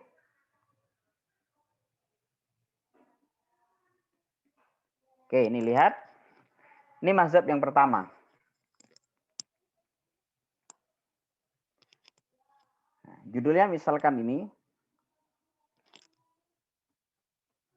Langsung, this study perform natural. The aim of this study. Tujuan penelitian ini. Langsung to the point. Dari mana? Judulnya di parafrase ini. Ini ilmu yang pertama menulis abstrak. Jadi panjenengan sudah enak itu. Tujuan sudah ada di judul. Ini kan membahas ini kan. Atau diganti judulnya. This paper investigate the natural. Tulis ulang, tidak masalah. Karena hanya memberi tujuan. Atau diganti kalimat pasif. Oke, karena ini mengambil ini. Kemudian yang kedua, langsung pada metode. Metode mungkin hanya 2-3 kalimat. Metode menulisnya adalah berupa past tense, bukan present tense. Apalagi future tense. Kalau future itu proposal, will itu proposal. Ya, ini saya hanya menulis 2 kalimat. Baru yang paling banyak ini adalah hasil. Nah, ini yang saya tulis blok kuning. Ini teman-teman, yang kuning ini metode hanya 2 kalimat. 1 kalimat tujuan, ini 2 sampai 3 kalimat, ini adalah metode. Baru yang paling banyak terakhir adalah hasil, inilah abstrak. Jadi 60% lebih, bahkan 70% lebih, isinya adalah hasil. Tapi ini tidak boleh kita ini copy paste dari bawahnya. Hasil ini kita dari pembahasan tuh kan banyak ya, kita press kalimatnya. Baru setelah itu ada implikasi riset. Di kalimat terakhir hanya 1 kalimat ini yang saya beri warna kuning lagi. It is suggested that the present. Nah, jadi based on this research, it is essential to bla bla bla. Jadi ada itu. Lah, tidak ada satupun kalimat yang ini persis sama dengan bagian yang lain di abstrak. Lah, ini adalah ilmu abstrak. Kalau sudah itu yang kita lakukan, maka editor akan mengatakan hebat orang ini, dia sudah tahu cara menulis. Kalau menulis abstrak saja kita banyak copy paste dari yang lain, maka jangan diharap di bawah akan direview. Kita akan direject tanpa direview. Ditolak sebelum melamar. Nah, itu menyakitkan itu. Nah, maka kita harus hati-hati. Oke, baik, berikutnya adalah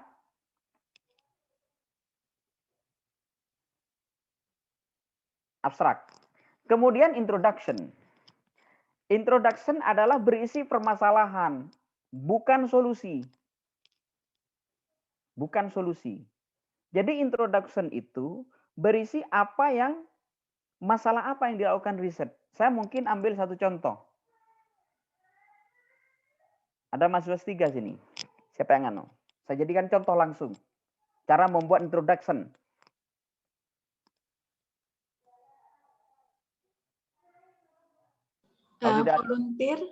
Volunteer, silakan. Dosen boleh, mahasiswa boleh. Tidak ada kelihatannya. Atau malu-malu mungkin. Enggak apa-apa, justru nanti ini panjenengan akan bisa. Kalau enggak saya tunjuk. Oh, Bu Rumila. Bu Rumila, monggo, Bu. Enggak apa-apa, Bu. Ibu rencana risetnya apa? Sudah, saya buatkan.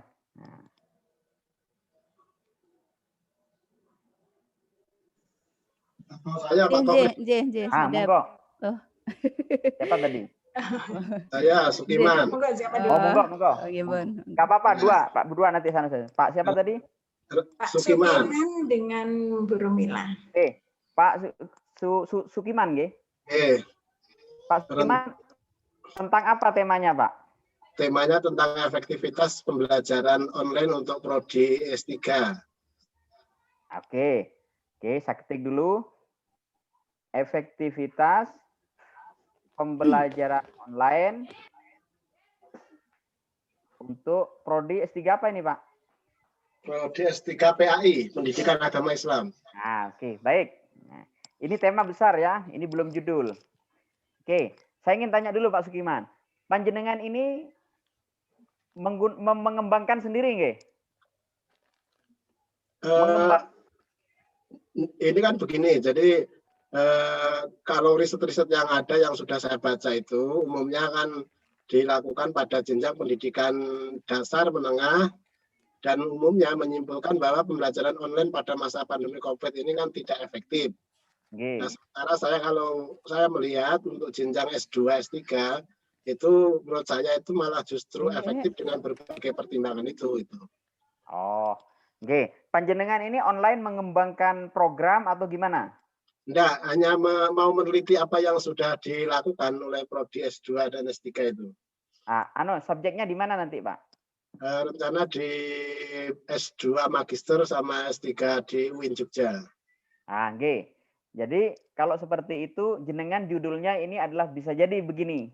Nah, ini langsung, Pak, praktek.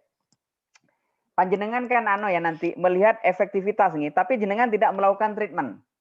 Tidak melakukan treatment. Tapi jenengan melakukan wawancara atau angket dan sebagainya itu nih. Iya, rencana begitu nanti. Bisa jadi judulnya seperti ini, Pak.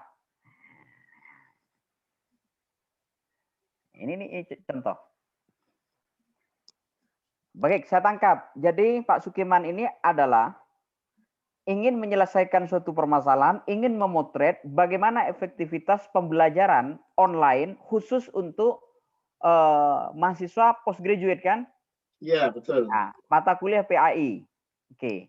Bisa jadi judulnya seperti ini, Pak. Oke.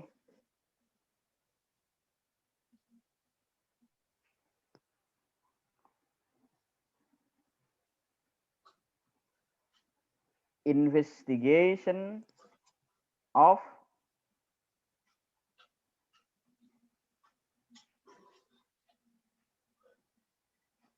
ya. Efektivitas apa, Pak? Pembelajaran online. Oke. Nanti kita perbaiki lagi bahasanya karena ini masih anum ya. Of 2 itu kurang bagus.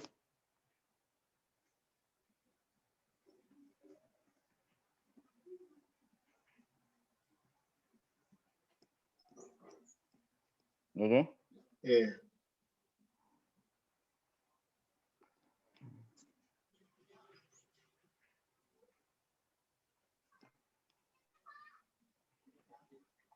Nah, bisa jadi seperti ini, Pak. Investigation of postgraduate kan? Iya, postgraduate. Nah, PAI itu adalah pendidikan agama Islam, Islamic Religious Studies ya. Education. Education ya, oke. Oke.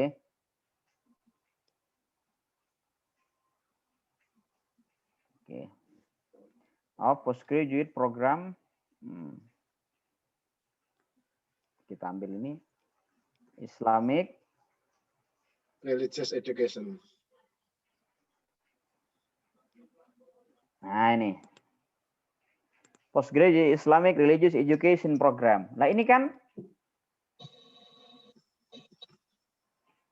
atau bisa jadi yang bawah ini diganti a case of satu perguruan tinggi, Pak ya? Iya. Nah, bisa jadi a case of an Indonesian Islamic University. Bisa seperti itu, Pak. Oke. Nah, jadi anunya bagaimana? Abstraknya bagaimana? Abstraknya begini. Lewat Google Scholar misalkan. Oke. Google Scholar ini bisa dimulai abstrak itu mungkin Pak panjenengan nih Pak mungkin hanya 4-5 paragraf.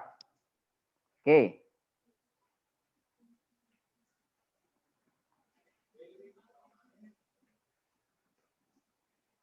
Klik ini.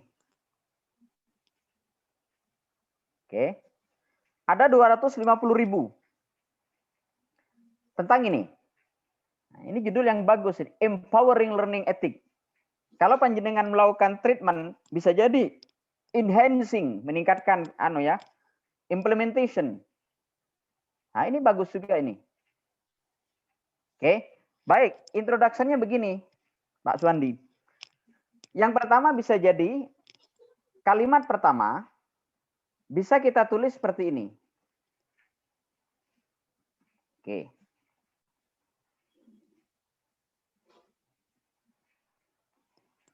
Misalkan ditulis dengan awal kalimat seperti ini. Dalam 5 tahun terakhir atau dalam 10 tahun terakhir, riset terkait pendidikan banyak mengalami perkembangan yang signifikan dari berbagai aspek, termasuk pendidikan berbasis keagamaan. Itu sudah masuk, Pak. Bagaimana referensinya? Panjenengan bisa masuk. Misalkan kita buang dulu. Religious education.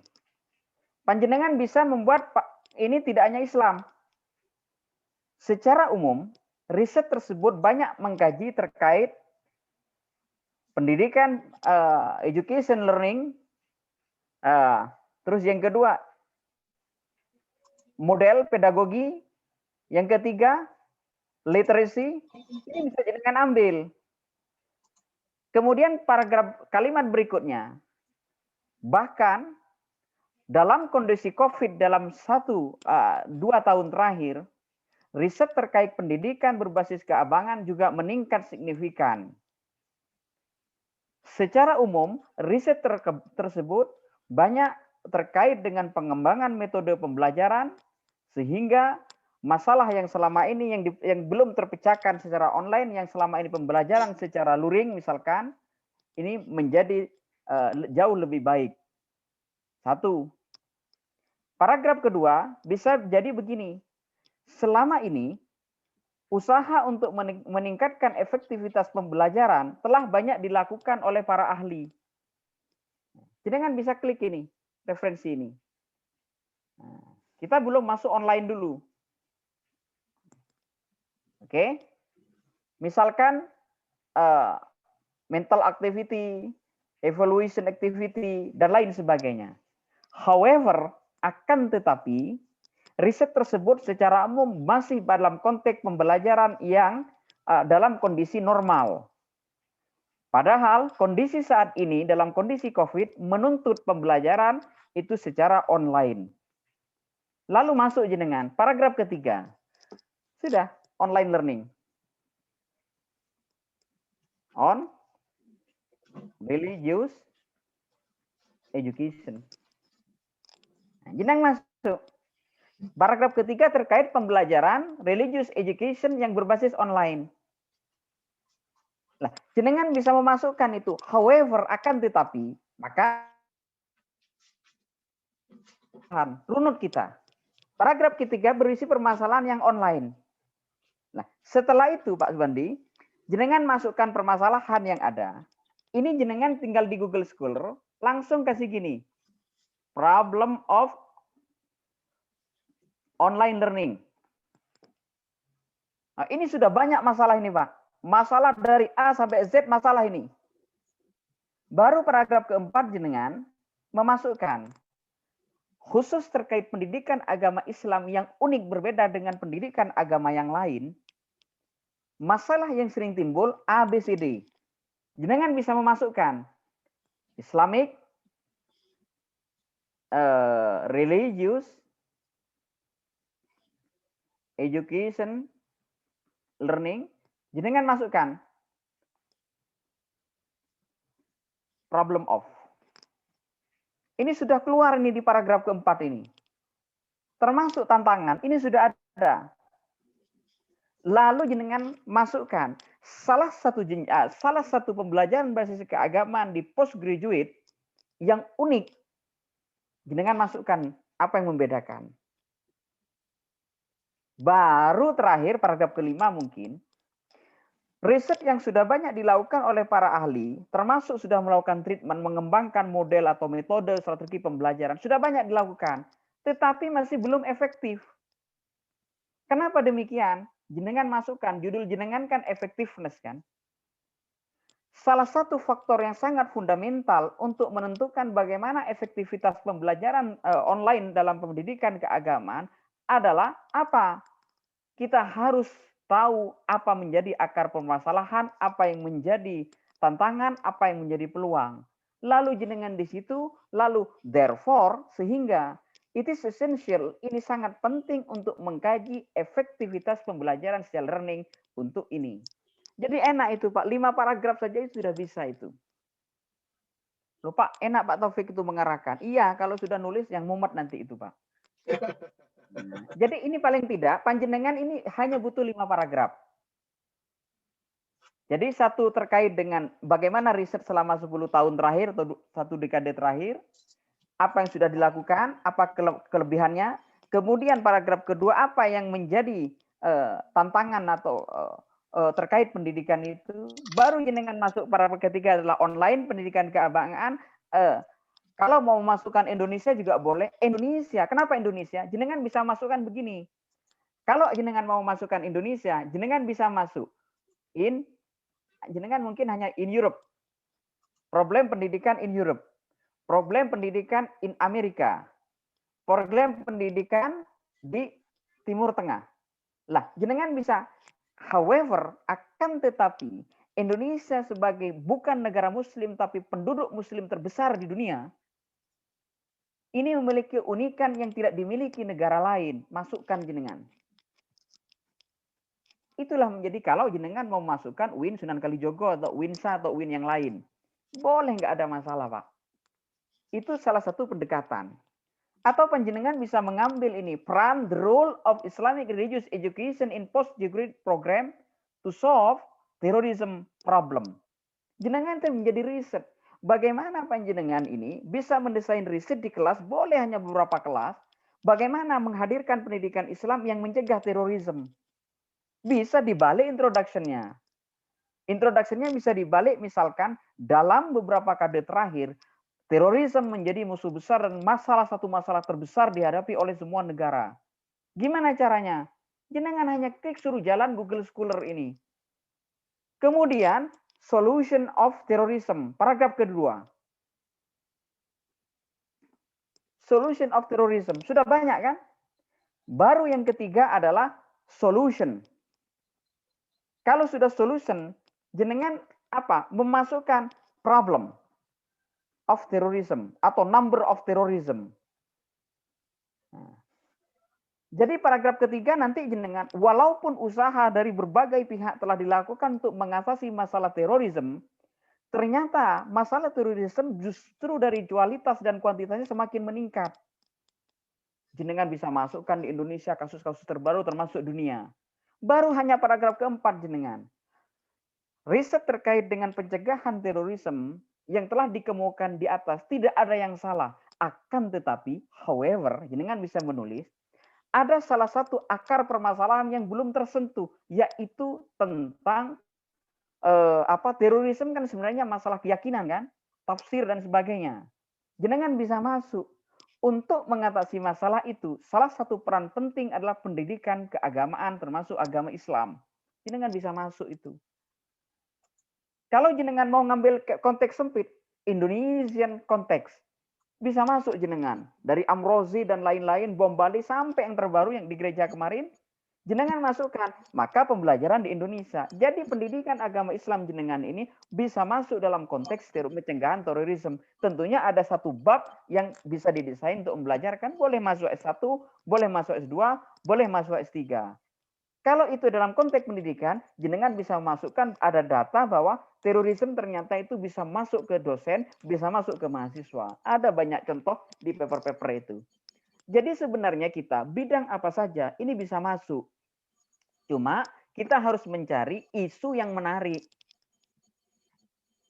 Pernikahan dini, the role, pengaruh apa? Pendidikan agama, seperti itu. Jadi banyak di kita. Jadi agama itu bisa kolaborasi dengan yang lain. Oke, baik kita lanjutkan. Mau jam 3. Tadi Ibu, tadi bidangnya apa Bu? Temanya Bu? Bu Rumila. Pak Taufik, terima kasih sebelumnya. Kalau saya bidang bahasa, kebetulan di bahasa Indonesia, Pak, saya.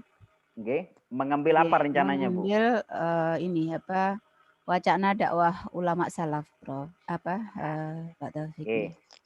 Wacana dakwah ulama salaf.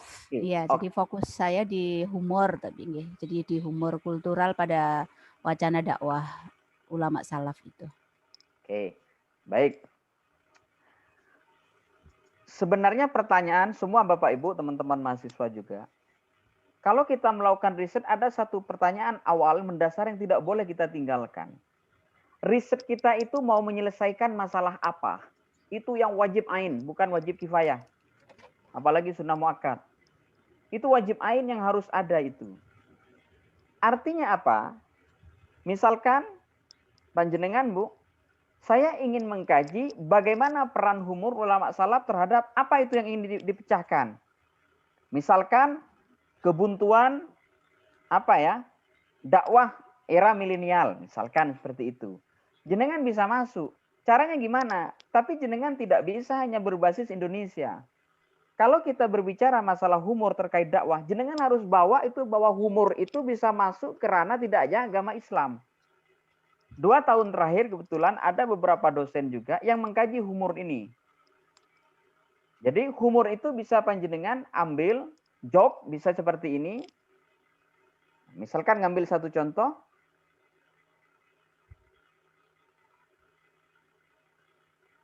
Oke. Lah, Ini sudah banyak tulisan, Bu. Maka jenengan sandingkan ini.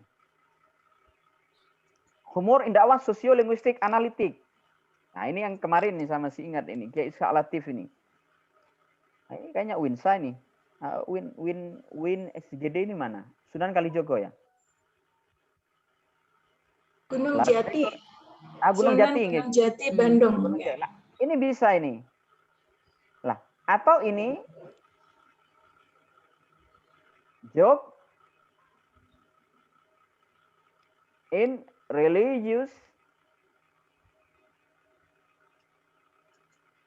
Oke. Nah, ini banyak, Bu. Some factor in joke perception, religious stuff in political. Ini kan bisa. The first joke. Jadi panjenengan, Ibu, memasukkan bagaimana tidak hanya Islam, ada banyak paper, sudah ribuan, sudah kebetulan saya 2 tahun ada teman-teman Win yang ini menggunakan media ini. Tapi kalau Ibu mau mengangkat ini, cari ke kepuntuan yang selama ini dakwah tidak joke, bagaimana kekurangannya itu. Ibu masuk ke sini. Jangan sampai kita mau mengangkat joke, justru kelebihan metode yang lain yang kita angkat. Maka reviewer, editor akan mengatakan, loh tanpa joke pun lebih baik kok. Justru Ibu mengatakan bahwa joke itu lebih baik daripada yang lain. Akan tetapi, nah, itu tetap ada however. Jadi teman-teman, Ibu Bapak, introduction itu harus ada however, harus ada kata akan tetapi. Itu menyatakan novelty. Jadi panjenengan selama ini kalau menulis paper tidak ada however, itu tidak ada novelty. Tapi kalau setiap kalimat ada however, Anda menyatakan orang bingung. Nah, seperti itu. Lah, joke and nature and joke. Jadi bisa jadi Ibu itu mengkaji apakah natural joke, apakah sintesis joke, apakah joke yang alamiah, apakah yang buatan, apakah political joke, apakah economical atau cultural joke. Ibu bisa membagi itu. Maka joke-joke yang seperti ini bisa banyak ini. Ini Bu, Rainy Sirkuart ini jurnal yang bagus, J-Store. J-Store dan Brill banyak mengkaji ini. Nah ini, Beyond Joke, A Limit of Humor. Nah, ini juga apa ya? Seperti itu. Bisa jadi Ibu mengkaji batasan joke saja, batasan humor. Ibu bisa menjadi hal yang masuk. Misalkan ada however. Joke memang sangat efektif. Akan tetapi tidak sedikit misalkan pendakwah yang joke itu justru berbau sara atau berbau seksologi. Lah itu kan bisa dijadikan sebagai alasan kita. Ya, ini kan menjadi penting. Nah, alasannya banyak kita menjadikan joke itu. Lah disinilah kita melakukan riset. Banyak hal bisa Ibu nanti juga berkolaborasi dengan teman psikologi. Atau Ibu bisa jadi hanya mengkaji konteks joke dari segi bahasa, tidak ada masalah. The socio-religious context. Bisa jadi judulnya hanya seperti itu. Jenengan mengkaji aspek keagamaan dan bahasa joke-nya. Jadi ini satu contoh kecil bagaimana joke, humor itu sudah bisa masuk ke Skopus. Banyak Bu, ini ada sekian masalah. Sekian masalah yang sudah dilakukan. Nah, bisa jadi Ibu bisa ngetik ini religious joke.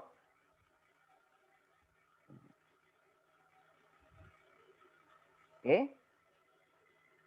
Nah ini. Some sociology of humor. Jenengan bisa ganti secara bahasa. Some linguistic problem of humor. Nggak ada masalah.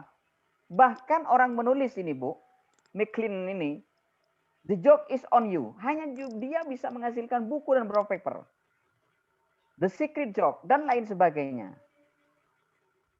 Nah, jadi hal-hal yang seperti ini kita harus memang banyak membaca. Jadi hanya joke saja itu bisa menghasilkan ribuan bahkan jutaan paper dari berbagai aspeknya.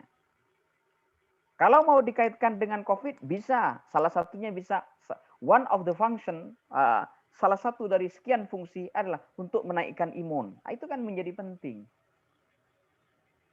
Jadi bagaimana kita membaca peluang ini yang menjadi penting. Bahkan ada paper yang bagus misalkan don't joke about me, jangan guyon tentang saya. Student identities perception, baru student, belum lagi lecturer identities, belum lagi santri identities, belum lagi kiai identities. Ini adalah salah satu contoh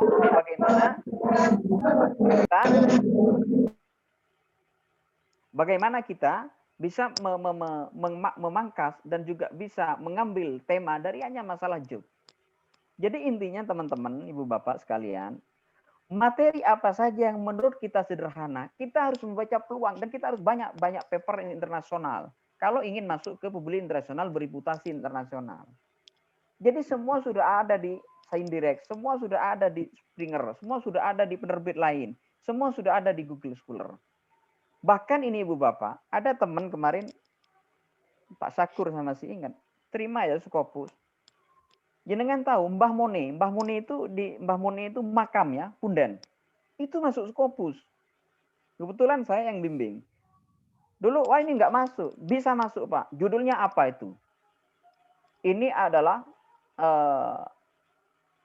sama si ingat itu judulnya adalah The Effect of Mbah Mone as Investigation of Mbah Mone to Solve Masalah Intoleransi. Di situ kan katanya apa di Surabaya itu ada Punden yang Mbak Punden itu kalau doa kalau sekian agama yang masuk dan harmoni di situ. Nah itu bisa kita kaji, itu kajian secara sosiologi. Belum secara bahasa, belum secara tafsirnya. Jadi kita bisa masuk seperti itu. Jadi ini sudah banyak teman-teman di UINSA yang terbit di Scopus, tidak hanya di UINSA yang lain, itu kasusnya sederhana. Bahkan mohon maaf Ibu Bapak, ini kan bisa berkaitan. Santet kemarin itu sudah ada 3 paper masuk Scopus. Saya bimbing itu. Loh Pak, kok nggak ada di internasional? Ya jangan nulis santet. Scopus watakut itu. Ditulislah apa? Voodoo atau black magic. Lah itu memang padanan katanya seperti itu. Jadi itu bisa masuk di kita.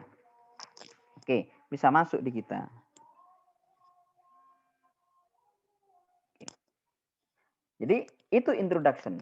Mungkin di kesempatan lain kita akan onjai. Kebetulan yang apa ya, kalau kita bisa intensif, bisa sampai nulis bareng itu introduction itu. Per kalimat, per titik, per kalimat, gitu, seperti itu. Kemudian kita masuk kepada metode. Metode itu ilmunya hanya 3, Ibu Bapak. Metode itu menuliskan metode, ilmunya hanya ada 3. Kalau panjenengan baca buku, ada yang 28, ada yang 22, ada yang 18. Tapi kalau boleh dirangkum hanya 3 metode.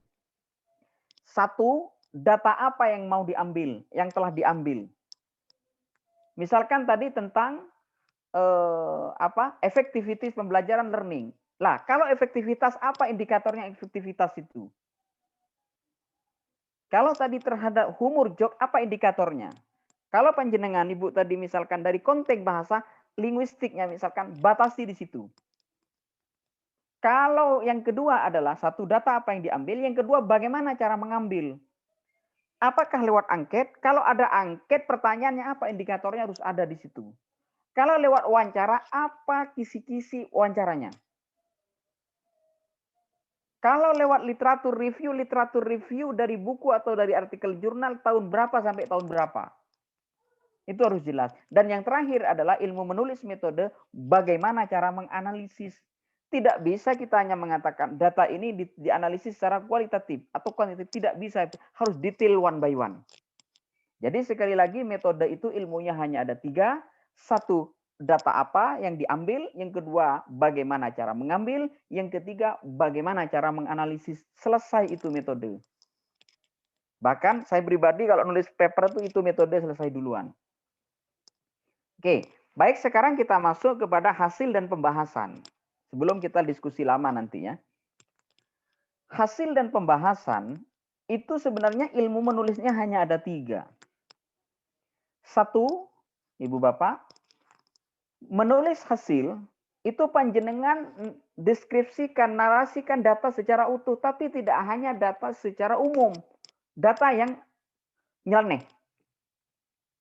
Data yang aneh sekalipun ekstrim kiri atau ekstrim kanan itu jenengan tampilkan. Justru itu akan menambah kekuatan dan keunikan pembahasan kita. Misalkan tadi tentang effectiveness. Dibahas itu effectivity-nya. Atau joke tadi tentang humor. Humor itu humor yang bagaimana? Tapi dari sekian humor, mungkin bisa jadi kalau pendakwah dan risetnya tentang kiai, ada yang humornya nyeleneh. Itu seperti itu. Apa yang uncommon, tidak biasa, unfamiliar, itu masuk. Baru menulis pembahasan, setelah itu ada hasil kita bahas. Menulisnya bisa kita dekati dengan 3 tingkatan. Tingkatan yang pertama bagi kita pemula, menjelaskan mengapa data demikian, itu dijelaskan menurut persepsi kita, lalu kita ikuti dengan referensi punya orang. Artinya kita berlindung kepada paper orang lain. Tingkatan yang kedua adalah kita jelaskan fenomena data kita menurut penjelasan orang itu kita jelaskan. Kita seolah-olah naik, makom kita naik ke tingkatan yang kedua. Kenapa? Seolah-olah kita mendekati, seolah kita itu menjelaskan orang. Padahal kita itu tidak lebih ahli dari itu. Tapi tingkatan yang paling bagus, yang paling tinggi, walaupun kita pemula, ini ada trik menulis. Yang sama dengan riset kita itu kita cari referensi. Yang berbeda dengan riset kita cari referensi yang bertentangan.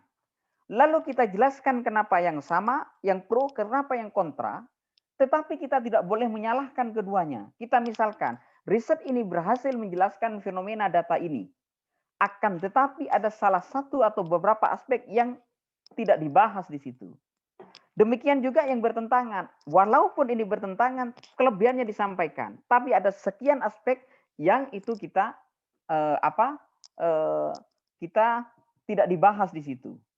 Lalu kita itu membuat semacam mengembangkan konsep, walaupun tidak harus teori, bahwa itu ada sesuatu dari luar itu yang belum tersentuh keduanya. Seolah-olah kita itu menjadi hakim yang bertentangan, yang pro, yang kontra, itu kita satukan. Kita menjadi benang merah, lalu kita memberikan solusi baru.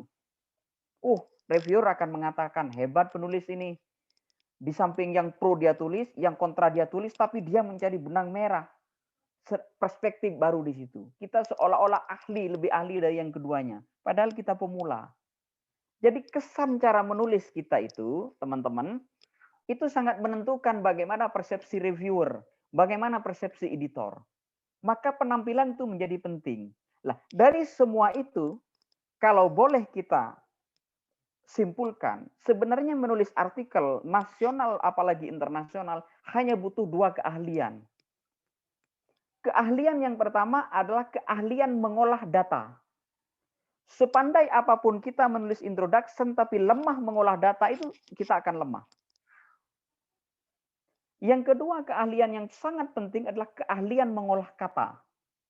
Jadi kemampuan mengolah data dan kemampuan mengolah kata adalah 2 yang wajib kita miliki kalau ingin punya publikasi internasional bereputasi. Lihat paper internasional di bidang bahasa misalkan. Datanya sederhana, tapi dia mampu mengolah data, mengolah kata. Seolah-olah kalau tidak dilakukan riset itu, bahasa itu tidak maju. Jadi itu, bagaimana mengemas. Jadi panjenengan bisa jadi ada tamu, di rumah hanya ada air putih. Tapi bagaimana mengemas air putih itu, misalkan kita ada pakai nampan yang bagus, diberi tutup gelas yang bagus. Ibu mohon maaf, kok kebetulan kami baru pindahan, yang adanya ada air ini. Nah, itu kan bagus. Tapi sebaliknya, walaupun anggur, kamu baru ke sini ya, silakan anggur. Mungkin kamu belum pernah minum anggur. Kalau saya sudah biasa itu, ya orang bisa tersinggung. Reviewer itu juga demikian. Dan terakhir adalah discussion. Discussion sudah. Kesimpulan. Kesimpulan kebanyakan di kita itu copy paste dari abstrak itu salah besar atau mengambil sekian kalimat dari hasil salah besar. Kesimpulan walaupun simpul tapi jangan terlalu panjang. Ada kemarin teman psikologi menulis kesimpulannya panjang. Di reject itu salah satunya yang menjadi komentar kesimpulan. Karena kepanjangan ditulis lagi, disubmit, nggak konsultasi ke saya, ditulis. Berdasarkan hasil penelitian, maka tujuan penelitian ini tercapai dengan baik dan sukses. Ditolak kependekan. Jadi jangan ekstrim kita. Apalagi menulis kesimpulan, silakan baca sendiri. Yuk jelas di reject kita. Maka ini dari kesimpulan sampai judul itu, terakhir judul memang di akhir. Tapi judul itu disesuaikan dengan hasil kita. Ada kasus menarik kemarin. Lagi-lagi teman BK nggak salah ya. Itu menulis paper tentang pernikahan kedua dari aspek psikologi, dari aspek agama. Intinya dia ingin meneliti apakah pernikahan kedua itu lebih membahagiakan. Banyak judulnya, pengaruh faktor sosial, ekonomi, pendidikan, lain-lain sosial budaya terhadap kebahagiaan, panjang kali lebar. Dia hanya ngambil di suatu wilayah ya, kayak dusun lah, desa lah kalau kita ambil. Di reject judulnya kepanjangan. Karena di reject, ditulis lagi diganti. Judulnya diganti apa? Pernikahan kedua. Ya di reject. Itu lupa kok Pak Taufik kok di reject. Yang pertama kepanjangan, yang kedua kependekan. Yang pertama itu bukan judul, itu abstrak Bu, kayak gitu kan. Yang kedua Pak Taufik, itu judul lagu. Masuk judul lagunya pernikahan kedua. Yang sama dengan pernikahan dini. Lalu saya baca utuh itu, lalu saya kasih judul. Intinya beliau itu mengkaji apakah pernikahan kedua lebih membahagiakan atau tidak dari berbagai aspeknya. Saya kasih judul seperti ini. Apakah pernikahan kedua lebih membahagiakan? Tanda tanya. Loh, boleh Pak judul tanda tanya? Boleh. Yang penting judul jangan tanda seru. Nah, itu boleh, bahkan tanda tanya itu akan lebih menarik editor dan reviewer untuk bertanya-tanya. Jadi itu strategi. Misalkan tadi the joke. Ibu bisa jadi adalah kalau ada joke yang humor yang tadi yang nyeleneh, Ibu bisa menulis judul seperti ini, uncommon jokes in religious context. Nah, bisa seperti itu. Atau kalau Bapak tadi effectiveness, melakukan satu treatment, efektifnya sangat tinggi. Bisa jadi judulnya itu adalah kalau ada data yang nyeleneh tapi bagus, judul itu bisa jadi ditulis unbelievable phenomenon. Jadi fenomena yang tidak unbelievable, itu bisa judul yang menarik. Ada judul yang kemarin satu kampung itu hampir semua janda. Dan ada yang satu dusun itu yang hampir semua itu berkebutuhan khusus. Nah, itu kan bisa jadi unbelievable. Data-data seperti itu. Jadi judul itu hal yang mudah. Maka keunikan, kekhasan kita menjadi judul itu menjadi sangat penting bagi kita. Oke, terakhir yang ingin saya sampaikan di jam 3, sebelum kita diskusi panjang lebar. Ini ada strategi Pak, kalau sudah submit Pak, kita nanti itu kan direview Pak. Bagaimana tip dan trik membalas review? Ada tip dan triknya. Kenapa? Ada psikologi artikelnya, reviewer juga manusia. Saya berikan contoh. Yang sudah terbit aja.